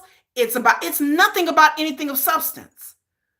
It's about money. It's about money and control and power. If Newjeans were complaining about how they were treated as trainees, if Newjeans was complaining about the weight requirements and the strict adherence to schedules, them rehearsing 15 hours a day, if Newjeans would get up there and complain about all of that, I would be behind them 110%. Newjeans have not complained about anything about improving the industry. Newjeans have complained about improving the industry for them and Hee-jin, and that's it. It is not an altruistic thing. They have not complained about anything in the industry of substance, about making the industry. They have never once said, we need to change the beauty standards. I'll be like, amen, sister. We need to change. You know what? We don't need to do weigh-ins every week. Amen. We don't need to be rehearsing 15, 16 hours a day. Gotcha, sister. I would be behind that. Complaining about, Elliot stole our look. That's not helping the industry.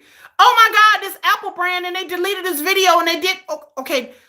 Again, that's not something that's industry specific. That's specific for them. So they're trying to change the industry to make it better for them. They're not trying to change the industry to make it better for everybody else. So if they were, I would be behind that. I know less and less people are becoming trainees. Yes, I know that. But again, you're not answering my question. What is Newjeans trying to change in the industry to make it better for everybody else? What have they proposed or complained about or said that needs to be changed in the trainee system? If it's basically trafficking, I agree with everything you're saying, but Newjeans have not said not one damn thing you just said. If Newjeans would come out and said, it's not trafficking, because trafficking is somebody who's involuntarily taken. So I don't even know what you're talking about, okay? Trafficking is when somebody is forced to do something. Trainees can leave at any time. So let's not even confound that, because I know people who were really trafficked. The idea that somebody's going to call a K-pop trainee being trafficked is ludicrous. It's disrespectful and ludicrous. They're not. Somebody who's trafficked are forced to stay. They are manipulated. They are abused. That is ludicrous. That is the stupidest thing I ever heard. Right. Really, that's the stupidest thing I ever heard. There are people out there I know personally who've really been trafficked. You're a K-pop trainee. You can leave at any time. You are out there following a dream, and a dream that you want to do. Nobody's forcing you to stay there. You can go back home anytime. There's plenty of trainees every year that leave. It's not for them. They've left in the past, in the present, and the future. Period. Again, where is Newjeans saying that they're trying to change the trainee system? Thank you. Nothing Newjeans said. The worst thing that supposedly happened was a manager told them to ignore him. Trainees want to be there. Like I said, the traffic, that's incredulous. That's disrespectful to people who are really trafficked. Like, being trafficked is not a word that you willy-nilly like kind of throw around. What do you think? Man should never manage girl. What do you mean manage girl group? We don't know who the manager of the girl groups are. Do you know who the manager of Newjeans is? First of all, most groups have a management team. Hadil, honey, you need to Google and read. First of all, let me school you. Most K-pop groups have a team of managers. There's not just one manager. There's usually a team, and then there's a hierarchy of managers. Like, there's leads, there's assistants. They have assistants. It's not like just one guy. And then you're talking about a man. I don't understand what you're talking about. I don't know who Newjeans' manager is. Do y'all know who Newjeans' manager is? I've never heard his name. Right. I'm like, what are you talking about? I'm like, a man, I don't understand. Manipulating them by selling a dream. That's the music industry. You sound like a child. How old are you? That's the music industry. You go into the music industry with a dream to be in the music industry. It is not for the faint of heart. It's not like you're sitting around on vacation like, hey, I guess I'm just gonna, train. If you want to do that, then you need to come to America. You need to come. You need to come to America then, where they don't have a trainee system. But good luck trying to make it here, because they're not going to make it here as an Asian. I'm just going to keep it real with you. You're not going to make it here in the American music industry. Again, I'm not arguing the K-pop system. I'm saying, where has Newjeans crusaded with making the K-pop trainee system or the management system better? Where have they said this? I don't know who Lil Seraphim's manager is. I don't know if it's a male or a woman. We don't know who BTS managers are. They have a whole team of people. Again, none of what you're saying is good points, but I'm like, so how is Newjeans having a contract dispute gonna change the trainee system? Where has Newjeans ever said that they want to change the trainee system? I'll wait. I'm waiting. I'm waiting for some receipts. I've read everything on the internet. I've read articles. There's nothing where they're saying they're changing the trainee system. Yeah, they do have female employees. That's what I'm saying. I'm like, what are you talking about? Talking about a man. I'm like, I'm like, how does every company is shady? SM, JYJ, they're there to make money. There's nothing shady about it. Hybe is a conglomerate of people, is a group of people. Exactly. I don't know who Newjeans managers are. Exactly. And if they have problem with their management, then they need to say that they have. I've never read anywhere where Newjeans said that they had a problem with their management.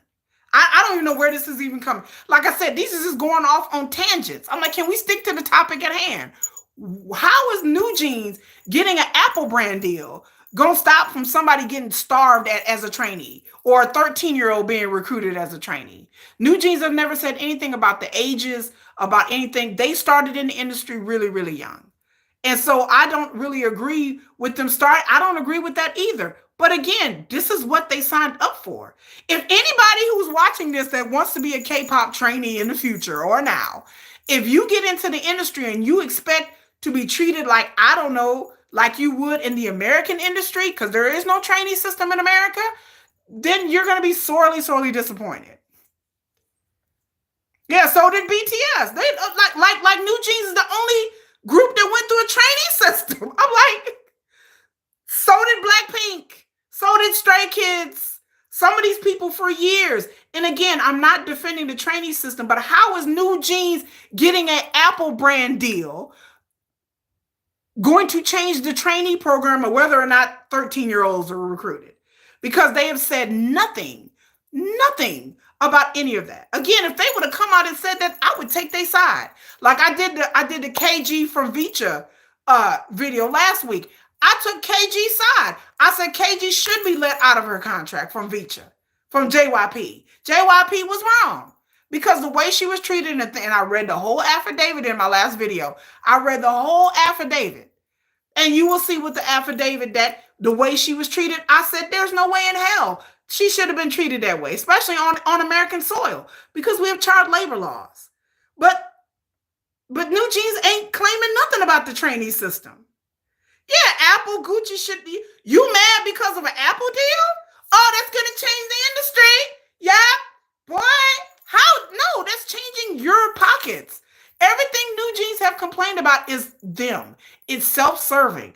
It is nothing about them trying to change the industry. Hee-jin is not trying to change the industry. She is very much a part of the industry. Hee-jin know how these girls is treated. She worked for SM. She's been in the training system. Anybody try to make Hee-jin out like she's some kind of angel, like she's some kind of goddess. She knew how to.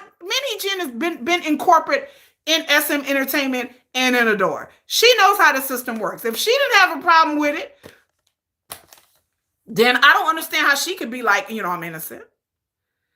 If Newjeans' first priority is saving themselves and protecting themselves, number one, they should have never gotten to the music industry, because the music industry is about them making money for the company.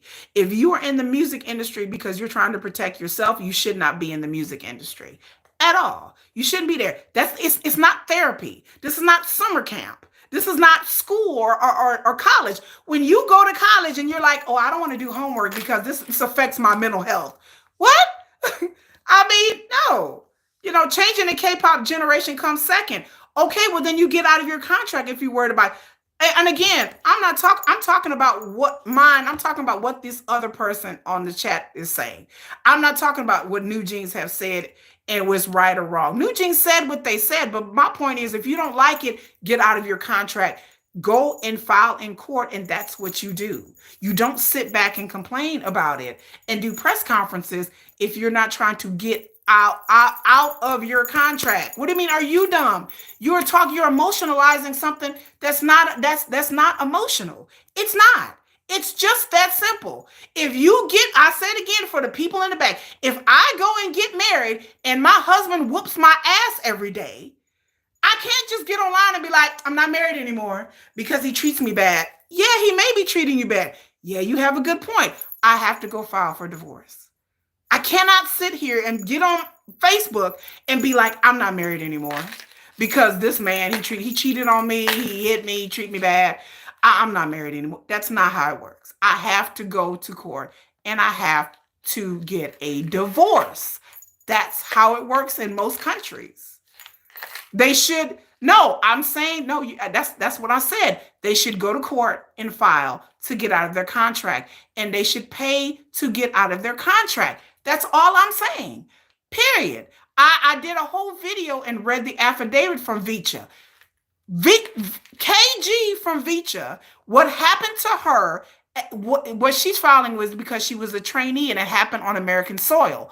Newjeans is not claiming that they were mistreated as in trainees and that's why they're getting out of their contract. Those are two separate things. Now, show me any place, any article, any video where Newjeans is claiming that they were mistreated as trainees. And that's the reason why they're trying to get out of their contract. And then again, you don't know the contract, and I don't know what's in their contract. I read, we don't know what's in JYP's contract, but what happened to KG, the reason why she has legal recourse is because it didn't happen in Korea. That's it. If it would have happened in Korea, KG wouldn't have too much of a legal recourse. KG is filing because we have child labor laws in America saying that you cannot deprive minors, and KG is a minor. You cannot deprive minors of water. They can't work over a certain time. You can't shortcut their wages. Those are laws in the United States that were made centuries ago because we had child labor issues in America. That's the only reason that KG has any kind of claim. If KG was trained in South Korea, she lived in South Korea, she was stationed in South Korea, she probably may or may not have a claim. But Newjeans are not claiming that they were mistreated as trainees. That they've never said that. And then you have to have proof. Like you have to have then when it comes to any kind of filing, any kind of court or injunction, you have to have proof. You cannot sit here and be like they're in a breach of contract and just throw a bunch of like nonsense at it. Nobody knows on the internet, on YouTube, me, you, anybody in this chat room, unless you're a Newjeans member or their parents or a Hybe executive. We don't know what's in that contract. People can guess, people can surmise, people can take things from other contracts, but at the end of the day, we don't know what's in that contract. A court has to look over the contract and has to determine whether the contract is valid or not. A court in Korea has to do that. That's why Ador went and filed in the court. Again, I go by court stuff. It ain't got nothing to do with emotionalism. It has to do with law and about court. You know, Hybe or Ador won't let them go. They shouldn't unless they pay. It's not about letting anybody go. It's about getting the money that you put into a group. They should pay them. If Newjeans want to get out of their contract, it's a simple. I don't understand why this is not simple. It's very simple. You pay. JYJ in 2015, they wanted to get out of their contract with SM, and guess what they did? They paid. They paid SM restitution for all those, and they went about their way and had careers in Japan and China. You pay. That's just that simple. There's no emotionalism. There's nothing to discuss or debate. Ador is not going to let them out of their contract scot-free because Ador has invested money in brand deals, and then what they got to cut the contract with their brand deals, that Newjeans have brand deals collectively. Like, do you not understand that they can get sued by these brands for a breach of contract on their end? Because that's how business works. Yeah, Newjeans are full of it. And again, you cannot just get on a press conference and be like, I'm out of my contract. That kind of not how that works. You can't claim that. If they want to, there's no sense of arguing on how they treated, how they weren't treated. To me, none of that matters. To me, the point is, if I sign a contract with my employer and I have a certain amount of year contract and I said I want to get out of it, I have to pay to get out of my contract. It's just that simple. The idea that y'all want Newjeans to get out of their contract without having to pay, without any legal recourse, without any consequences, is fucking nuts. It's cuckoo, because it's not going to happen. And if they let Newjeans out of their contract, what's going to stop any other group from claiming anything that they want to claim and get out of the contract? And you're basically saying that you want the destruction of the K-pop industry, because the K-pop industry is the foundation of the industry is contracts. The KCMA came out and said they're going to take them, they're going to blacklist them from the charts. What more do y'all need to hear? Y'all hearing from grown people. This is not about Hee-jin or their feelings or their emotions. Real shit is happening. The real groups in Korea are saying, we're going to take you off the charts. We're going to blacklist you. If they get blacklisted, how are they going to make any money even if they do leave and they rebrand? They're going to get blacklisted from the business. And they may not be physically blacklisted, but then behind the scenes, you think they ain't going to get blacklisted? Shit, they blacklisted JYJ for 15 years and they couldn't even be on KBS. That one member was on the broadcasting the first time since like 2013 because they blacklisted him. Even though they had that law in place, they still kept him off there because behind the scenes, they ain't got to put him on TV. They ain't got to put him on the charts. Who says they have to? Who says that Korea in the charts, in the KCMA, they got to acknowledge them on the charts? Then what? If you're not acknowledged on the charts, you have no career. How are you going to get brand deals when you can't prove how many albums you're selling or how high on the charts or how popular you are? How are you going to get brand deals then, genius? You're going to get brand deals based on what? What, did you popular on social media? That you got 1 million followers on TikTok? Brands don't care about that. They like, how many awards have you won? What are you on the charts? That's what they're looking at. They have like a whole, like, what is it? Like a metric system. Whenever these brands go and pick people to be brand ambassadors, they have like a whole metric system. And so charting is part of it. If they blacklist them to where they can't be on variety programs and they can't be on KBS or JTBC and all these other things and they can't chart, then what career do they have? They have no money to pay the penalty. Well, then I agree. The penalty will be too big to pay. Newjeans has no money. So what is their recourse, KT Korean teacher? Their recourse is to shut the hell up and to serve out their contract. Either you buy, you got to pay to play. That's business. It's not fair. They may not have the money. They will have the money. JYJ didn't have the money. But they got out of their contract. They had to settle with SM, and every royalty that JYJ earned, a part of it went to SM. And they're still paying SM since 2015. 10 years later, they still paying them. Newjeans going to have to be paying Ador and a Hybe to, I don't know, depends on whatever else they decide to do with their careers. But that's kind of how it works. Talking about they don't have the money. They don't have to pay it all outright. Any future earnings that they have, SM will take a cut from it. If they want out of their contract, y'all are acting like this is impossible. It's not impossible. Y'all just don't want them to pay for it. It's not impossible. Well, they can't get out of their contract. They can. They pay. It's just that simple. You pay. So anything, they can rebrand themselves. They can change their name because they don't own the Newjeans name. They won't have the branding deals. They can change their name, go and get different producers and choreographers on their own. That costs money. That's a lot of money. They can maybe find new investors, create their own company, do their own thing. And then whenever they do produce music, a cut of that is going to go to Ador. What part of that don't y'all understand? People like they can't get out of the contract. Yeah, they can. Ador is like, we'll let you out of your contract, but you're going to pay us. So the idea that y'all want this dumb 2-year-old rookie group to get out of their contract without paying is incredulous. It's not good business, and it's not good for investors. It's not good for Hybe. It's not good for SM. It's not good for JYJ. It's not good for Cube. It's not good for nobody. It is not good for the business of the industry.